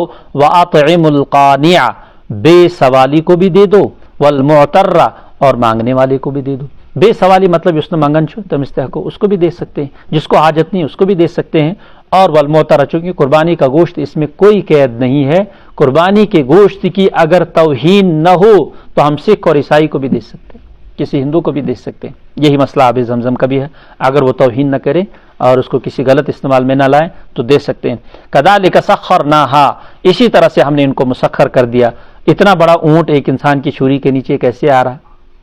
اتنا اونٹ ایک چھری کے نیچے ہم نے انسان کو عقل دی، اور اس عقل کو استعمال کرتے اس کو قابو کرتا ہے۔ ہم نے ان کو مسخر کر دیا تمہارے لیے، لعلکم تشکرون، تاکہ تم شکر گزار بن جاؤ۔ لن ینال اللہ لحومھا، یہ قربانی کا فلسفہ آخر میں بتا رہے ہیں کہ یہ سارا تم نے کیا، گوشت تم کھاؤ گے، کھال دارالعلوم والوں کو مل جائے گی، ہڈیاں ندی نالوں میں چلی جائیں گی، اور سینگ والوں کو مل جائیں گی۔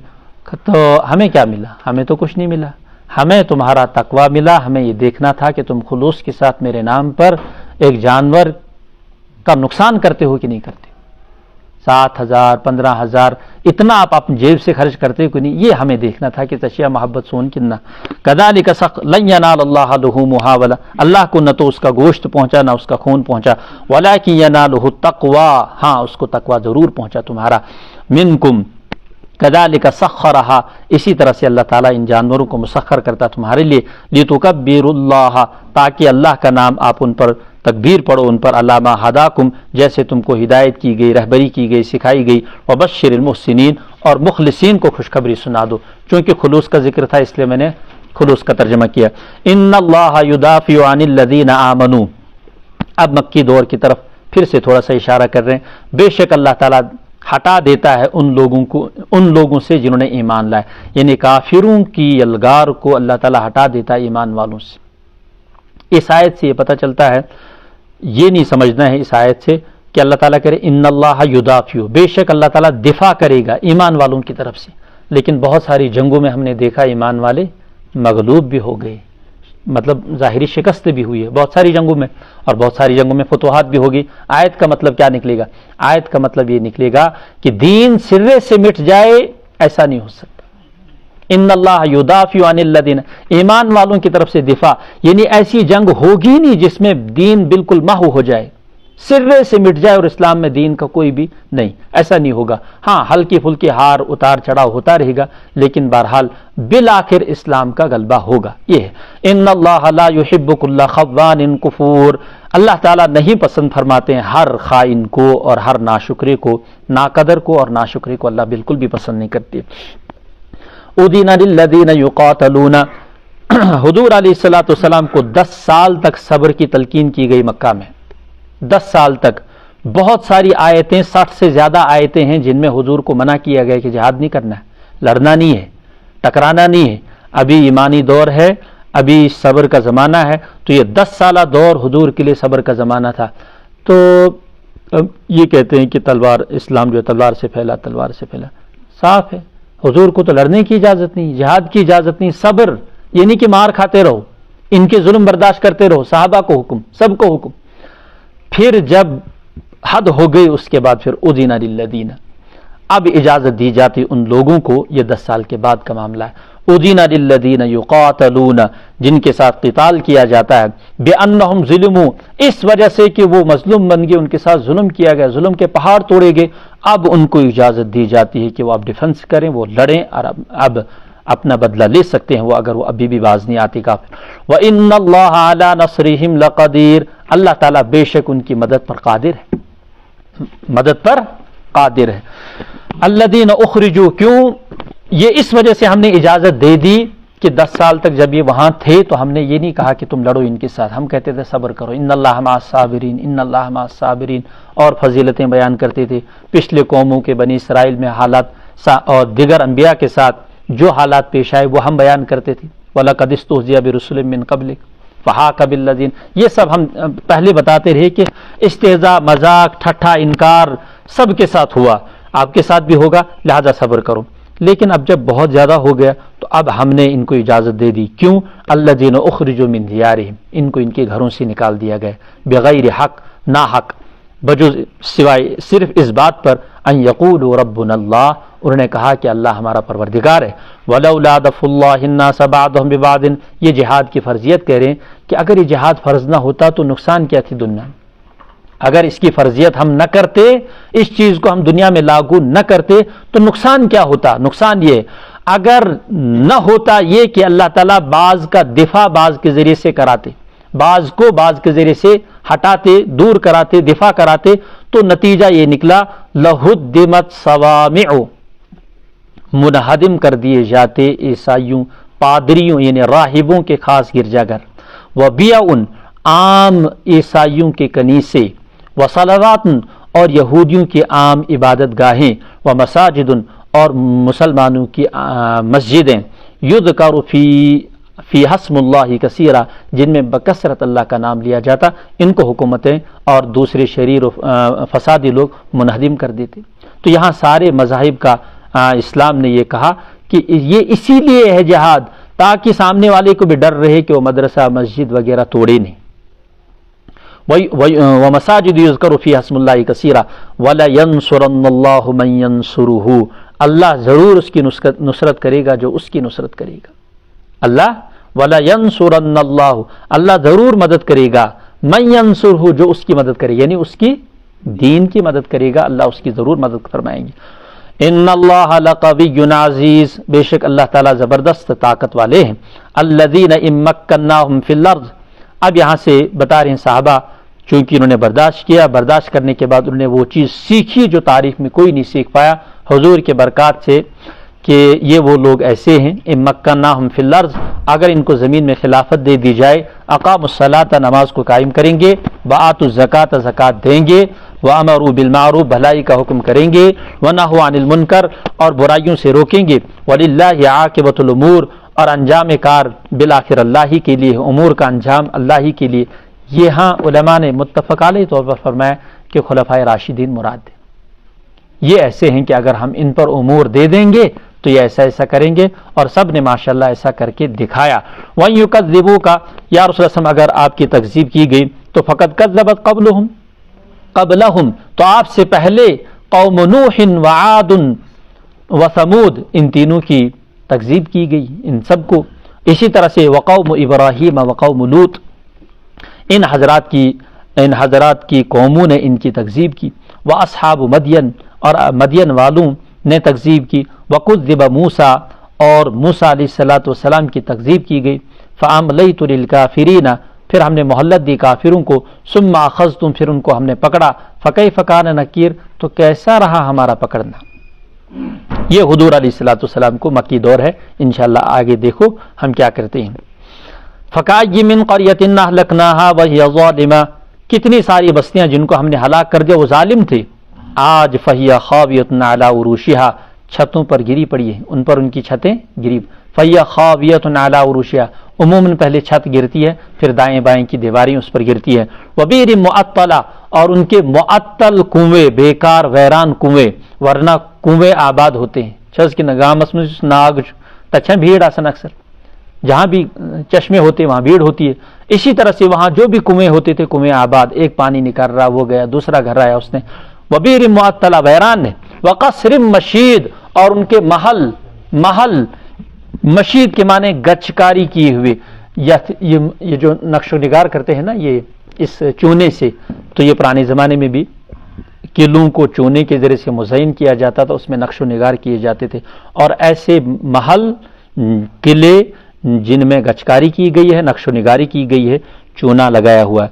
افلم یسیروا فی الارض، کیا یہ نہیں چلتے زمین میں، پھرتے نہیں زمین میں، اس چلنے پھرنے کی وجہ سے فتکون لہم، ان کے دل ہو جاتے، قلوبہم، ان کے دل، یعقلون بہا، کہ ان کے دل ایسے ہو جاتے کہ ان سے سمجھتے زمین میں چلنے پھرنے سے۔ او آذان یسمعون بہا، اور چلنے پھرنے سے ان کے کان ایسے ہو جاتے کہ ان سے حق بات کو سمجھتے۔ کیوں نہیں دیکھتے؟ چونکہ انسان جب چلتا ہے نا تو عبرت حاصل کرتا ہے۔ جب اللہ تعالیٰ کی کرشمات اور قدرت کے نظارے پہاڑوں میں، دریاؤں میں، وادیوں میں، اور جہاں جہاں عذاب آئے ہیں ان چیزوں کو دیکھتا ہے، اور جہاں جہاں خطرناک کوئی حادثہ پیش آتا ہے اس چیز کو دیکھتا ہے تو عبرت حاصل کرتا ہے۔ فَإِنَّهَا لَا تَعْمَى الْأَبْصَارُ وَلَكِنْ تَعْمَى الْقُلُوبُ، آنکھیں اندھی نہیں ہوتی ہیں، دل اندھے ہو جاتے ہیں۔ الَّتِي فِي الصُّدُورِ، جو سینوں میں ہوتے ہیں، یعنی جب گمراہی ہوتی ہے نا وہ آنکھوں سے نہیں ہوتی، دل جب اندھا ہو گیا تو پھر اس کو کوئی چیز نظر نہیں آتی۔ وَيَسْتَعْجِلُونَكَ بِالْعَذَابِ، یہ کفار مکہ عذاب میں جلدی مچاتے ہیں۔ وَلَن يُخْلِفَ اللَّهُ وَعْدَهُ، حالانکہ اللہ کی روٹین یہ ہے کہ وعدے کی خلاف ورزی خود بھی نہیں کرتے۔ وَإِنَّ يَوْمًا عِندَ رَبِّكَ كَأَلْفِ سَنَةٍ مِّمَّا تَعُدُّونَ، وہ دن وعدہ آئے گا، وعدے کا وہ دن آئے گا، اور یاد رکھو وہ دن تیرے رب کے نزدیک 1000 سالوں کے برابر ہوگا۔ مما تعدون، تمہارے شمار کے مطابق، تمہاری گنتی کے مطابق۔ ظاہر سی بات ہے قیامت کا ایک دن 1000 سال ہماری گنتی کے مطابق ہوں گے۔ 1000 سال ایک دن وہاں کا، 1000 سال ایک دن وہاں کا۔ اب قرآن میں ایک جگہ 50,000 سنہ بھی آیا ہے، 50 سال کے برابر ہوگا۔ تو ہر انسان کو اپنی شدت اور تکلیف کے باعث وقت کا امتداد اور تخفیف محسوس ہو جائے گی۔ ہر انسان کو جتنا بڑا مجرم ہوگا اتنا زمانہ اس کو لمبا نظر آئے گا، اور ہلکے درجے کے مجرم کو قیامت کا 1000 سال کا دن نظر نہیں آئے گا، اس کو 500 سال کا نظر آئے گا۔ تو انسان کو اپنے اعمال کے مطابق اس کا طول اور عرض اور اس کا گھٹاؤ اور اس کی لمبائی معلوم ہوگی۔ وَكَأَيٍّ مِّن قَرْيَةٍ أَمْلَيْتُ لَهَا، کتنی ساری بستیاں جن کو ہم نے مہلت دی، وہی ظالمہ، وہ بھی ظلم والے تھے، ظلم کرتے تھے۔ ظلم اپنی ذات پر بھی ہوتا ہے، ظلم عوام پر بھی ہوتا ہے، اور ظلم اللہ تعالیٰ کے احکامات کے ساتھ بھی ہوتا ہے، شریعت کے ساتھ بھی ہوتا ہے۔ ثم اخذتها، پھر ہم نے وقت پر ان کی پکڑ کی۔ وَإِلَيَّ الْمَصِيرُ، ہمیں ہماری طرف سب کو لوٹنا ہے، یعنی لوٹنے کی جگہ ہماری ہی ہے، کوئی بھی ہو۔ قُلْ يَا أَيُّهَا النَّاسُ، آپ کہہ دیجئے یا ایھا الناس، اے لوگو، انما انا لکم نذیر مبین، میں آشکارا طور پر تم کو ڈرانے والا ہوں، مبین آشکارا کھلا۔ فالذین آمنوا وعملوا الصالحات، سو وہ لوگ جن نے ایمان لایا اور نیک اعمال کیے، لہم مغفرۃ ورزق کریم، ان کے لیے مغفرت ہے اور عزت کا رزق ہے، یعنی قیامت میں دنیا میں بھی ملے گا قیامت میں تو ہے ہی عزت کی روٹی رزق رکھا ہوا اللہ نے ان کے لیے. والذین سعوا فی آیاتنا معاجزین، اور جو کوشش کرتے ہیں ہماری آیات کو ہرانے کی، معاجزین ہرانے کی کوشش کرتے ہیں، اور اس کوشش کے ذریعے سے کہ ہم اللہ کی آیات کو ہرا دیں، ان پر کوئی عمل کرنے نہ پائے، تو اولئک اصحاب الجحیم، ان کے لیے بھی ہم اعلان کر ہی دیتے ہیں آج ہی سے کہ یہ لوگ بھی جہنم والے ہیں، جہنم والے ہیں. وما ارسلنا من قبلک من رسول ولا نبی، اور یا رسول اللہ صلی اللہ علیہ وسلم یہ کوئی آپ کے ساتھ ہی خاص نہیں ہے، آپ سے پہلے جتنے بھی رسول ہم نے آپ سے بھیجے، اور رسول کیا کوئی نبی بھی، رسول اور نبی دو الگ الگ اصطلاحات ہیں. رسول کو کتاب بھی ہوتی ہے، نبی کو کتاب نہیں ہوتی، پچھلی شریعت کو لے کر وہ چلتا ہے. الا اذا تمنا، جب انہوں نے قرات کی، اپنی تختیوں کی، اپنے صحیفوں کی، اپنے قرآن کی، تمنا جب انہوں نے قرات کی، جب انہوں نے پڑھا، تو القى الشیطان فی امنیتہ، تو شیطان ان کے پڑھنے میں شبہ ڈال دیتا ہے. ان کے پڑھنے میں نہیں شبہ، اس آیت کو پڑھ کر، اس حکم کو، تورات کا، زبور کا، انجیل کا، قرآن کا، صحف موسیٰ اور صحف ابراہیم کا جو بھی حکم سامنے والے تک پہنچتا ہے، مخاطب اس کو سنتا ہے. جو مخاطب سنتا ہے تو شیطان آ کر اس کے دل میں شبہ ڈال دیتا ہے کہ یہ آیت تو ایسی ہے، وہاں تو ایسا ہو رہا ہے، اس میں تو یہ ہے، وہ کیسے ہو سکتا ہے، یہاں تو آج تک کوئی بھی نہیں آیا. جیسے فرعون نے موسیٰ علیہ السلام اور حضرت ہارون کو اعتراض کیا تھا کہ پرانے لوگ جو مر چکے ہیں ان کو تو آج تک کسی نے پکڑا نہیں، ان کا کیا بنا، ان کو کون سا عذاب آیا. تو یہ شبہ ڈالتا ہے. جو ہی شبہ ڈالتا ہے تو اس شبے کو دور کرنے کے لیے اللہ تعالیٰ دوسری آیت نازل کرتے ہیں. اس شبے کو دور کرنے کے لیے اللہ تعالیٰ دوسری آیت نازل کرتے ہیں. اس طرح سے احقاق حق ہو جاتا ہے، اس طرح سے باطل کی رائے اور باطل کی کمزور رائے جو ہوتی ہے نا وہ دب جاتی ہے، اور حق پھر آخر میں غالب ہی رہتا ہے. تو یہ کہتا ہے کہ الا اذا تمنا القى الشیطان فی امنیتہ فینسخ اللہ، پھر اللہ منسوخ کر دیتے ہیں، مٹا دیتے ہیں، ما یلقی الشیطان، اس چیز کو جو شیطان نے شبہ ڈالا. ثم یحکم اللہ، پھر محکم آیات لا کر، ثم یحکم اللہ آیاتہ، پھر اللہ تعالیٰ اپنے آیات کو محکم بناتے ہیں، یعنی فیصلہ کن بناتے ہیں اپنی آیت کو، اس پر کوئی شبہ نہیں ہوتا. واللہ علیم حکیم، اللہ تعالیٰ جاننے والے، حکمت والے. یہ اللہ تعالیٰ نے قرآن کو نازل کرنے اور پچھلی امتوں میں بھی جب نزول ہوا اس کا ایک ریزن بتایا کہ ہم اس کو ایک ساتھ کیوں نہیں نازل کرتے، اس کو ہم ترتیب سے کیوں نازل کرتے ہیں. اس کی یہ وجہ ہے کہ دنیا میں مختلف سوالات آتے ہیں، ان سوالات کے جواب ہیں، پھر اعتراض ہے، پھر ہمیں اس پر جواب دینا ہے، پھر آخر میں ہم ایسی آیت ڈال دیتے ہیں کہ اس کا کوئی جواب نہیں لا پاتا، تو قرآن کی آیت محکم ہو جاتی ہے. لیجعل ما یلقی الشیطان فتنۃ، یہ ہم نے اتنی مہلت کیوں دی، ہم نے کیوں نہیں پہلے ہی مرتبے پہ محکم آیت نازل کی. اس کا جواب دے رہے ہیں، لیجعل ما یلقی الشیطان، یہ جو شیطان القا کرتا ہے، وسوسہ ڈالتا ہے، اس کو ہم نے فتنۃ آزمائش بنایا، للذین فی قلوبہم مرض، جن کے دلوں میں مرض ہے. کیا وہ وہی اور پیغمبر پر بھروسہ کرتے ہیں یا شیطانی بات میں الجھ جاتے ہیں؟ والقاسیۃ قلوبہم، اور جن کے دل سخت ہیں ان کے لیے آزمائش ہے. وان الظالمین لفی شقاق بعید، اور ظالمین کے لیے دور کی گمراہی میں، لفی شقاق بعید، دور کی بدبختی میں ہے. ولیعلم الذین اوتوا العلم، اور تاکہ جانے اہل علم، انہ الحق من ربک، کہ محقق بس تیرے رب کی ذات ہے، حق تیرے رب ہی کی طرف سے ہے. فیؤمنوا بہ، وہ اس پر ایمان لائیں. فتخبت لہ قلوبہم، اور ان کے دل اس کی طرف جھک جائیں. وان اللہ لہادی الذین آمنوا، اور بے شک اللہ تعالیٰ ہدایت دیتا ہے ان ایمان والوں کو جن نے ایمان لایا، الی صراط مستقیم، صراط مستقیم کی طرف. ولا یزال الذین کفروا فی مریۃ منہ، اور کافر لوگ ہمیشہ شبہ میں پڑے رہتے ہیں. آیات کے ذریعے سے قرآن میں جو کافر ہوتا ہے وہ ہمیشہ اس میں کچھ نہ کچھ کجی ڈھونڈتا ہے، شبہ میں رہتا ہے.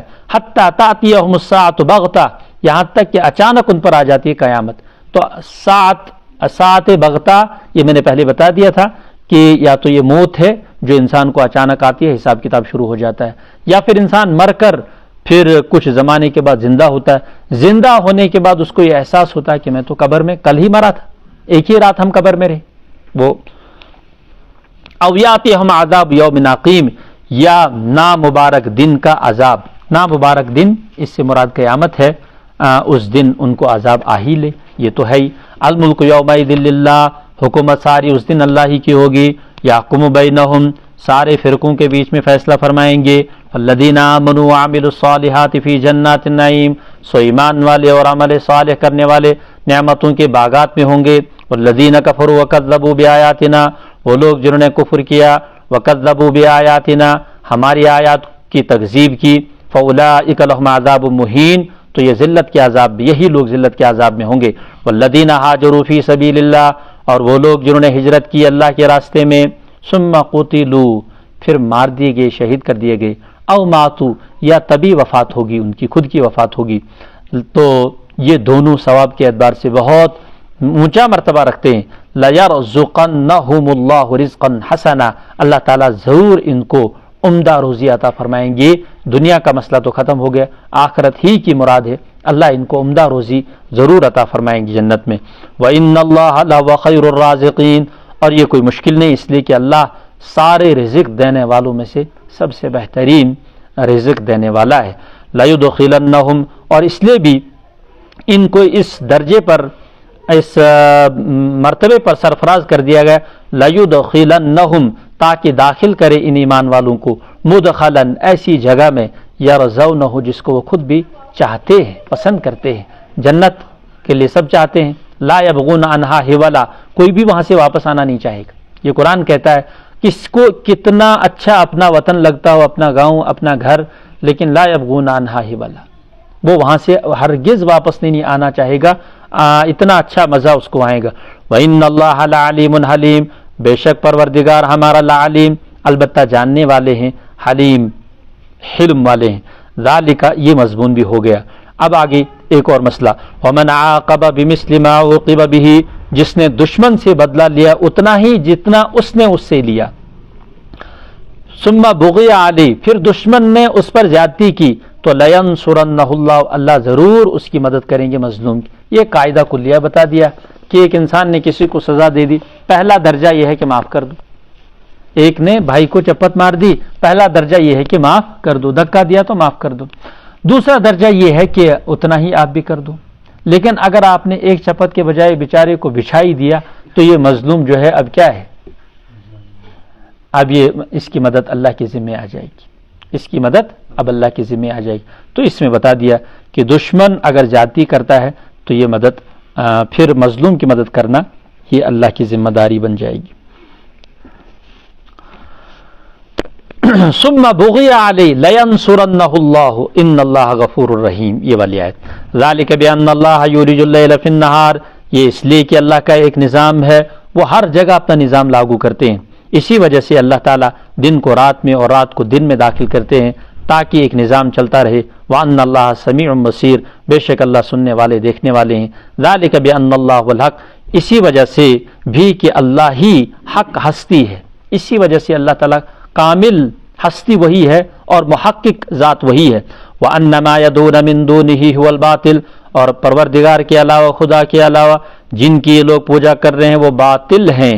وَأَنَّ اللَّهَ هُوَ الْعَلِيُّ الْكَبِيرُ، بے شک اللہ تعالیٰ برتر اور بلند ہیں، بڑے ہیں. أَلَمْ تَرَ أَنَّ اللَّهَ أَنزَلَ مِنَ السَّمَاءِ مَاءً، کیا آپ نے نہیں دیکھا اللہ تعالیٰ نے آسمان سے پانی اتارا. فَتُصْبِحُ الْأَرْضُ مُخْضَرَّةً، پھر کر دیا زمین کو سبزہ، تر و تازہ. ان اللہ لطیف خبیر، بے شک اللہ تعالیٰ بندوں پر مہربان بھی ہیں، خبیر بھی ہیں، خبر رکھنے والے ہیں. لہو ما فی السماوات و ما فی الارض، اسی کے لیے آسمان و زمین کی حکومت، جو کچھ آسمانوں میں جو کچھ زمین میں. وَإِنَّ اللَّهَ لَهُوَ الْغَنِيُّ الْحَمِيدُ، اللہ تعالیٰ بے نیاز ہیں، غنی ہیں، الحمید، قابل ستودہ صفات ہیں. الم ترى ان اللہ سخر لكم ما فی الارض، کیا آپ نے دیکھا، الم ترى، کیا آپ نے دیکھا، بے شک اللہ ہی کی ذات نے سخر لكم ما فی الارض، زمین میں کتنی ساری چیزوں کو تمہارے لیے مسخر کر دیا. اور اسی طرح سے ان جہازوں کو، اور جہازوں میں کشتی ہے، والفلک تجری فی البحر بامری، اللہ ہی کے حکم سے چلتی ہے اتنے بڑے بڑے جہاز. وَيُمْسِكُ السَّمَاءَ أَن تَقَعَ عَلَى الْأَرْضِ، اللہ ہی کی ذات ہے جس نے آسمان کو تھامے رکھا ہے زمین پر گرنے سے. الا بِإِذْنِ، مگر یہ کہ اللہ کے حکم سے، یعنی جب اللہ چاہیں گے تو یہ جو پروٹیکشن ہے، حفاظت ہٹا دیں گے، آسمان جو ہے اس پر اتر آئے گا. ان اللہ بالناس لرؤوف الرحیم، بے شک اللہ تعالی لوگوں کے ساتھ البتہ مہربان اور نرمی کا برتاؤ کرتے ہیں ہر معاملے میں. وَهُوَ الَّذِي أَحْيَاكُمْ وہی ذات ہے جس نے تم کو پیدا کیا. ثُمَّ يُمِيتُكُمْ پھر تم کو موت دے گا. ثُمَّ يُحْيِيكُمْ پھر موت کے بعد پھر سے آخری مرحلے کے لیے زندہ کرے گا. إِنَّ الْإِنسَانَ لَكَفُورٌ تو بھی انسان توحید کو نہیں مان رہا ہے، ناشکرائی ہے. ان الانسان البتہ لکفور نا قدر ہے، وہ دیکھتا ہی نہیں کہ ہماری طاقت کیا ہے، ہماری پاور کیا ہے، ہم کہاں کہاں تک پہنچ پا رہے ہیں. تو بھی انسان کہتا ہے کہ مر کر پھر بھی زندہ ہو سکتا، کیسے ہو سکتا؟ ایک انسان ریزہ تم اس کو کر وہیں جمع. تو یہ شبہ یہیں سے ہوتا ہے. انسان اللہ تعالیٰ کو اپنا جیسا سمجھتا ہے. چاول کی بوری گرا دی، بکھیر دی، سارے دانے ایک ساتھ جمع کرنا دشوار بھی ہو جاتا ہے. تو یہ اس کو سمجھتا ہے کہ انسان ریزہ ہڈی سب کچھ کہاں سے کہاں پہنچ گیا، تو اس کو کیسے پھر سے جمع کیا جائے گا. تو اللہ تعالیٰ جمع فرمائیں گے. وہ ایک روایت ہے، جب یہ بخاری میں بھی ہے، وہ ایک بندے نے اپنے ان سے کہا تھا کہ اپنے اولاد سے تم میری فرما بدار اولاد ہو، لیکن میرے پاس کچھ ذخیرہ نہیں ہے، بس میری ایک وصیت ہے، وہ یاد رکھنا، جب میں وفات پا جاؤں، میں مر جاؤں، زمین پہ رکھ دینا، پھر میری لاش کو جلا دینا، جلانے کے بعد میری راکھ کو اڑا دینا جنگلوں میں، ہواؤں میں، سمندروں میں. بچوں نے باپ کی نصیحت وصیت کے مطابق ایسا ہی کیا. ادھر سے بچوں نے راکھ اڑا دی، ادھر سے اللہ تعالیٰ نے قوم باذن اللہ. پورا کھڑا ہو گیا وہ اور پوچھا کہ کدھر جا رہا تھا، کو تو سکھدرام. تو اللہ تعالیٰ نے فرمایا یہ ایسا کیوں کیا آپ نے؟ کہ یا باری تعالیٰ میرے پاس تو عمل کچھ نہیں تھی، میں تو بالکل کوڑا تھا، تو مجھے ڈر تھا کہ آپ کے عذاب سے. تو اللہ تعالیٰ فرمائیں گے آپ نے یہ سارا میرے عذاب کی وجہ سے، ڈر کی وجہ سے کیا ہے، تو فرشتوں یاد رکھو اس کو میں نے معاف کر دیا، اس کو چھوڑ. تو کہاں سے انسان بالآخر ہم سب کو اس کے ان الانسان لکفور، انسان ناشکر ہے. لکل امت جعلنا منسکنہم ہر امت کے لیے ہم نے قربانی ذبح کا ایک طریقہ متعین. ادھر قربانی تھا چونکہ حج کے احکام کے ساتھ جڑا ہوا ہے، یہاں مطلق ذبح کی بات آ رہی منسکن، اس لیے یہاں پر بتایا لکل امت جعلنا ہر امت کے لیے ہم نے منسک بنایا، ذبح کا ایک طریقہ بنایا. ناسکوہ جس طریقے پر اس کو ذبح کرتے ہیں. فلا ینازعنک فی الامر اس معاملے میں ان کو ذبح کے معاملے پر ان کفار کو یا رسول اللہ آپ سے جھگڑنا نہیں چاہیے. ودع الی ربک ان کے جھگڑے کی طرف آپ توجہ نہ دیجیے. ودع الی ربک اپنے رب کی طرف لوگوں کو بلاتے رہیے، دعا کرتے رہیے. انک لعلی ھدی مستقیم بے شک آپ البتہ لعلی ہدی مستقیم ہدایت پر ہیں، اور وہ بھی ہدایت کیسی ہے؟ مستقیم ہے، سیدھی ہدایت پر ہے. کفار مکہ دراصل اعتراض کرتے تھے کہ یہ کیسا مسئلہ ہو گیا کہ آپ خود سے ذبح کرو وہ حلال، اللہ کسی جانور کو مار دے تو وہ حرام ہے. یہی اصول ہے نا، اگر آپ جانور کی ذبح کر دیتے ہو وہ حلال ہو جاتا ہے، لیکن اگر وہ خود سے مر گیا تبھی موت مر گیا تو حرام. اس کا جواب قرآن نے دینا ہی مناسب نہیں سمجھا کہ ہم نے سب کو اپنا اپنا ایک ذبح بنایا. اللہ کا ایک سسٹم ہے، ایک طریقہ کار ہے. طریقہ کار میں ہم نے یہ کہہ دیا کہ مسلمانوں اگر تمہیں کبھی گوشت کھانے کی ضرورت پڑی تو طریقہ یہ ہے. اگر ہمیں کبھی مردہ ہوا پاؤ تو مردہ، چونکہ دونوں کی روح تو اللہ تعالیٰ ہی قبض کر رہے ہیں. ہمارے نزدیک تو عقیدہ یہی ہے مسلمانوں کا. چھری تو آپ چلا رہے ہو، ورنہ ابراہیم نے اسماعیل پر چھری چلائی لیکن نتیجہ تو کچھ نہیں نکلا تھا. کبھی کبھی ایسا ہوتا ہے کہ بہت سارے آپ نے دیکھا یا ہمارے پاکستان والے کھلے عام طور پر قربانی کرتے ہیں، اور ان کے قربانی کے جانور کبھی چھری مارنے کے بعد بھاگ رہے، پورے گلی کوچوں میں خون بہ رہا، بھاگ رہے، ہاتھی نہیں آ رہے کہیں. تو یہ قرآن کہتا ہم نے آپ کو مسخر کر دیا، ان جانوروں کو تمہارے لیے مسخر کر دیا. تو بات یہ تھی کہ تم اپنا ذبح کیا ہوا اس کو حلال مانتے ہو اور ہمارے مارے ہوئے کو آپ حرام کہتے ہو. اس میں ایک سیدھی سی بات ہے کہ اگر ہم میڈیکل حساب سے دیکھیں گے تو وہاں سے تو خون نکلتا ہے. دم مسفوح ہم نے الگ کر دیا، وہ حرام ہے، وہ ہم نے وہ الگ کر دیا جانور، اور وہاں چونکہ تبھی موت مرنے کی وجہ سے وہ ادھر ہی رہتا ہے اس لیے ہم اس کو حرام قرار دیتے ہیں. ورنہ گوشت تو فی نفسی پاک ہے، صرف اس خون کی وجہ سے پریشانی ہو جاتی ہے. ہڈیاں بھی پاک ہیں، اس خون کی وجہ سے پریشانی ہو جاتی ہے. تو قرآن نے اس کا جواب دینا ہی مناسب نہیں سمجھا کہ ہم نے ہر جماعت کے لیے ذبح کا ایک طریقہ رکھا. مسلمانوں کے لیے ذبح یہ ہے، لہٰذا ہم اسی پر کرتے رہیں. ان کو توجہ مت دے دو، اپنے رب کی عبادت کرتے رہو، بس مسئلہ ختم. وَإِن جَادَلُوكَ فَقُلِ اللَّهُ، یہ اب اگر آپ سے جھگڑا کرتے ہیں تو آپ کہیے کہ اللہ اعلم بما تعملون، اللہ خوب جانتے جو تم کرتے ہو، میں کیا کرتا ہوں اللہ خوب جانتے. اللہ یحکم بینکم یوم القیامہ، اللہ فیصلہ فرمائیں گے آپ کے بیچ میں قیامت کے روز.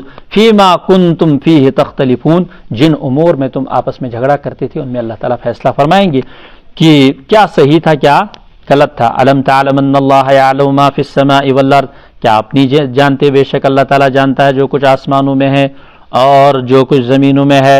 ان فی ذالک، ان ذالک فی کتاب، یہ ساری کی ساری باتیں کتاب میں مذکور ہیں. ان ذالک علی اللہ یسیر، اور بے شک یہ اللہ پر آسان بھی ہے. یعنی یہ سارا سسٹم لکھ کر بھی ہم نے رکھا ہے اور یہ چیزیں اللہ کے لیے آسان بھی ہے کہ زمین میں کیا ہو رہا، آسمانوں میں کیا ہو رہا، اس کو ریکارڈ کرنا.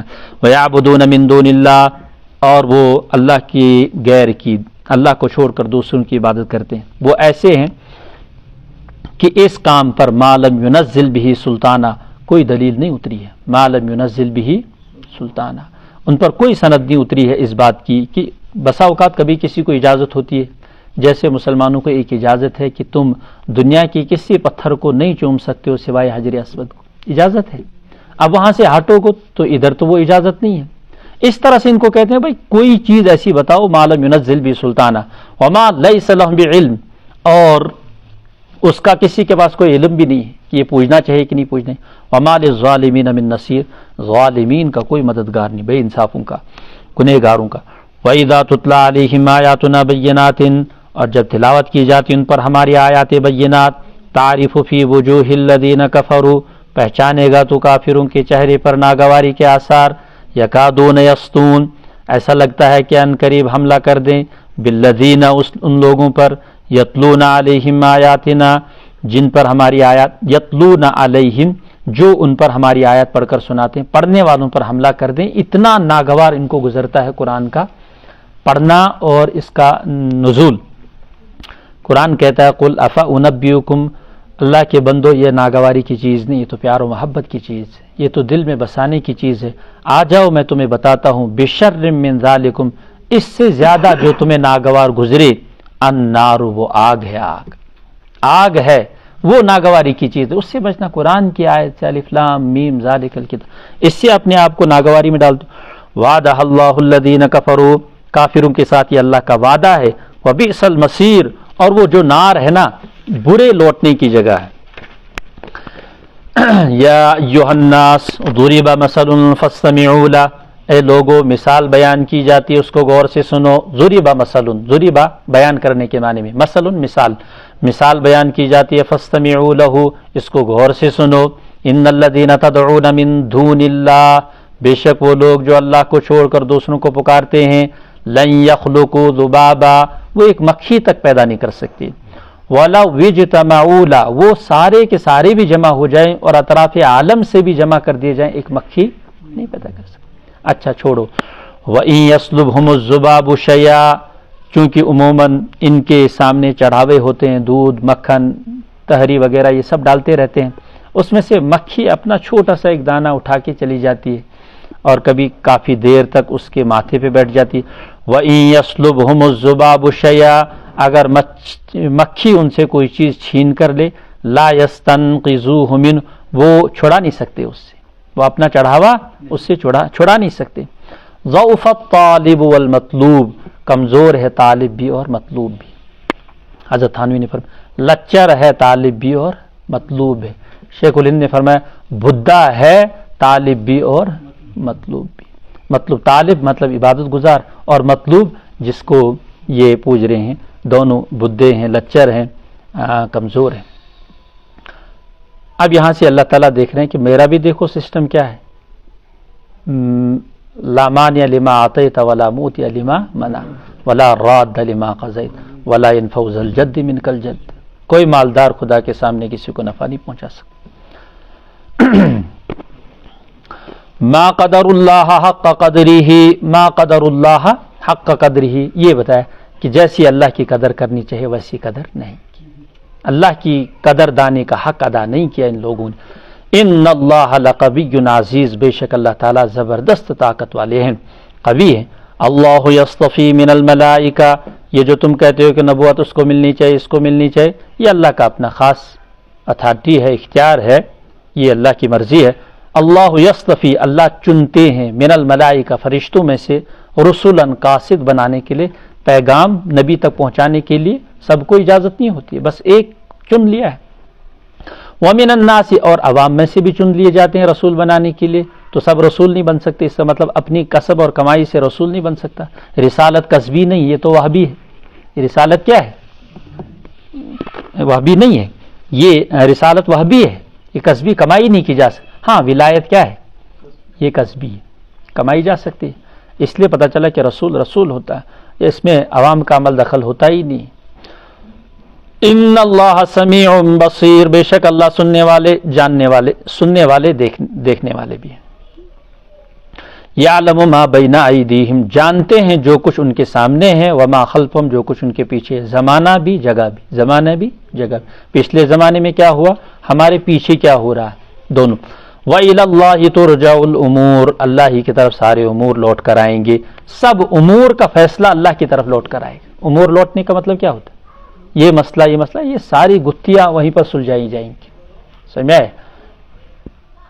سارے عالمی مسائل، کبھی کبھی ایسا ہوتا ہے نا، ذاتی مسائل تو ہوتے ہی ہیں، کبھی کبھی عالمی مسائل بھی ہوتے ہیں۔ عالمی مسائل کو بھی اللہ تعالیٰ محشر میں کھڑا کر کے ان سب کا مسئلہ حل نکالیں گے۔ ہاں یہ جھوٹ تھا جو اطراف عالم میں پھیلایا گیا تھا، اس کی وجہ سے مسلمانوں کو یہ کیا گیا تھا، اور اس کا نتیجہ یہ نکلا تھا۔ یہ آج ہم کلیئر کر دیتے ہیں کہ اس میں یہ بندہ یہ فلاں ملک کا صدر ملوث تھا، اور وہاں کا گورنر اور وہاں کا آرمی چیف یہ ملوث تھا، انہوں نے ایسا کیا۔ وَإِلَى اللَّهِ تُرْجَعُ الْأُمُورُ يَا أَيُّهَا الَّذِينَ آمَنُوا ارْكَعُوا وَاسْجُدُوا وَاعْبُدُوا رَبَّكُمْ، اے با ایمانو، رکوع کرو، سجدہ کرو، اور اپنے پروردگار کی عبادت کرو۔ وَفْعَلُوا الْخَيْرَ، خیر اور بھلائی کے کام کرتے رہو۔ لَعَلَّكُمْ تُفْلِحُونَ، تاکہ تم کامیاب ہو جاؤ۔ قرآن میں جب بھی لعل آتا ہے نا، امید نہیں بلکہ یقین کے لیے آتا ہے۔ وَجَاهِدُوا فِي اللَّهِ حَقَّ جِهَادِهِ، یہاں پر سجدہ ہے، اور اس میں ائمہ کا اختلاف ہے۔ امام شافعی ان کے نزدیک یہاں پر سجدہ ہے، اور احناف کے نزدیک یہاں پر سجدہ نہیں ہے۔ احناف کے نزدیک سجدہ کیوں نہیں ہے؟ ہمارے یہاں سجدہ صرف ان آیات پر ہوتا ہے جو نماز رکوع سے ہٹ کر ہو، جس میں صرف یہ ڈائریکٹ حکم دیا گیا کہ جھکو۔ تو جن آیات میں جھکنے کا حکم ہو اور سجدہ نماز سے باہر کا ہو، ان جگہ احناف کہتے ہیں کہ یہاں پر سجدہ ہوگا۔ باقی نماز والا سجدہ وہ تو نماز میں آ ہی جاتا ہے، نماز والا سجدہ نماز میں آ ہی جاتا ہے۔ یہاں ہم اسی لیے سجدہ نہیں کہتے، حنفی مسلک میں ہم لوگ اس لیے نہیں کہتے کہ یہاں جو سجدہ یہ رکوع کے ساتھ جوڑ کر بیان کیا گیا، اس کا مطلب یہ الگ سے سجدہ نہیں ہے، یہ تو نماز والا سجدہ ہے، یہ نماز والا سجدہ ہے۔ اور شوافی کیوں کہتے ہیں؟ ان نے بھی بلا دلیل نہیں کہا ہے۔ امام شافعی بھی اس لیے کہتے ہیں کہ ایک حدیث میں ہے کہ سورہ حج میں 2 سجدے، سورہ حج میں ایک حدیث میں ہے کہ سورہ انبیاء کی فضیلت یہ ہے کہ اس میں 2 سجدے، سورہ حج میں، تو حدیث میں ہے کہ سورہ حج میں 2 سجدے۔ اب یہ حدیث ہے، اب احناف کو حدیث پہ عمل کرنا چاہیے کہ نہیں؟ تو کہتے ہیں احناف نے جب حدیث پہ غور کیا تو اس میں کئی سارے راوی تھوڑے ضعیف نظر آئے، اس لیے اس حکم کو نہیں لیا گیا۔ وَجَاهِدُوا فِي اللَّهِ حَقَّ جِهَادِهِ، اللہ کے راستے میں خوب محنت کرو، حق کا جہاد، جو محنت کرنے کا حق ہے، حق کا جہادی۔ هُوَ اجْتَبَاكُمْ، اس نے تم کو پسند کر لیا ہے، منتخب کر لیا ہے اسلام میں۔ وَمَا جَعَلَ عَلَيْكُمْ فِي الدِّينِ مِنْ حَرَجٍ، پھر اس پیارے دین میں تمہارے لیے کوئی تنگی نہیں رکھی۔ بظاہر دین اتنا دشوار بھی نہیں ہے کہ کوئی کر ہی نہیں سکتا ہے، 5 وقتہ نماز کوئی دشوار نہیں ہے، اضافی ہے، تہجد ہے، اوابین ہے، اشراق ہے، چاشت، یہ اضافی ہے، بہت سارے لوگ پابندی کے ساتھ کرتے ہیں اور اضافہ کرتے ہیں۔ تو فی نفسی دین میں کوئی تنگی نہیں ہے، نہ تو قربانی دشوار ہے، نہ زکوٰۃ کا دینا دشوار ہے، تھوڑا نفس کا بار برداشت کر کے یہ چیز کر سکتے ہیں، لیکن انسان کے قابو سے باہر نہیں ہے کہ یہ کر ہی نہیں سکتا ہے انسان۔ تو فرمایا کہ دین میں ہم نے تمہارے لیے کوئی تنگی نہیں بنائی، یہ دین پیارا دین ہے، تمہارے نبی کا بھی ہے، اس سے پہلے ایک عظیم پیغمبر ملت ابیکم ابراہیم، تمہارے بابا ابراہیم کا بھی یہی مذہب رہا ہے۔ ہوا سماکم المسلمین، یہاں ہوا کا مرجع 2 ہو سکتے ہیں، اللہ تعالیٰ بھی ہو سکتا ہے، ابراہیم بھی ہو سکتے ہیں۔ حضرت تھانوی نے ہوا کا مرجع اللہ کو لا کر کہ اسی اللہ نے ابراہیم کی زبان سے تم کو مسلمان کہلوایا، تو دونوں آ گئی۔ یہ حضرت تھانوی کی خصوصیات ہے کہ ہوا کا مرجع لائے لیکن دونوں کو لایا، کہ ابراہیم کو بھی مراد لیا اور اللہ تعالیٰ کی ذات بھی آئی۔ تو یہ مطلق ہے، ہوا سماکم مسلمین، اسی ابراہیم نے تم کو سب سے پہلے مسلمان کہا، لیکن کہلوایا کس نے؟ اور کہاں؟ وجعلنا مسلمین لک، وجعلنا مسلمین لک، اور بھی ایک دو جگہوں میں جہاں اس امت کو مسلمان کہا، من قبل، اس قرآن سے پہلے، وفی ھذا، اس قرآن میں، یعنی اس قرآن سے پہلے ان کے جو صحیفے تھے اس میں بھی انہوں نے اس امت کے لیے یہ دعا مانگی ہے کہ ایک ایسا رسول ہو ان میں جو ان کو تعلیم کرے۔ ربنا وبعث فیہم ومن ذریتنا امۃ مسلمۃ لک، یہ ہے لفظ مسلمہ، یہ حضرت ابراہیم نے اس وقت دیا اپنے صحیفوں میں، اور اس قرآن میں بھی اس امت کو مسلمان ہی کہا۔ وفی ھذا لیکون الرسول شہیدا علیکم، کیوں اس رسول کے حوالے کر دی گئی امت؟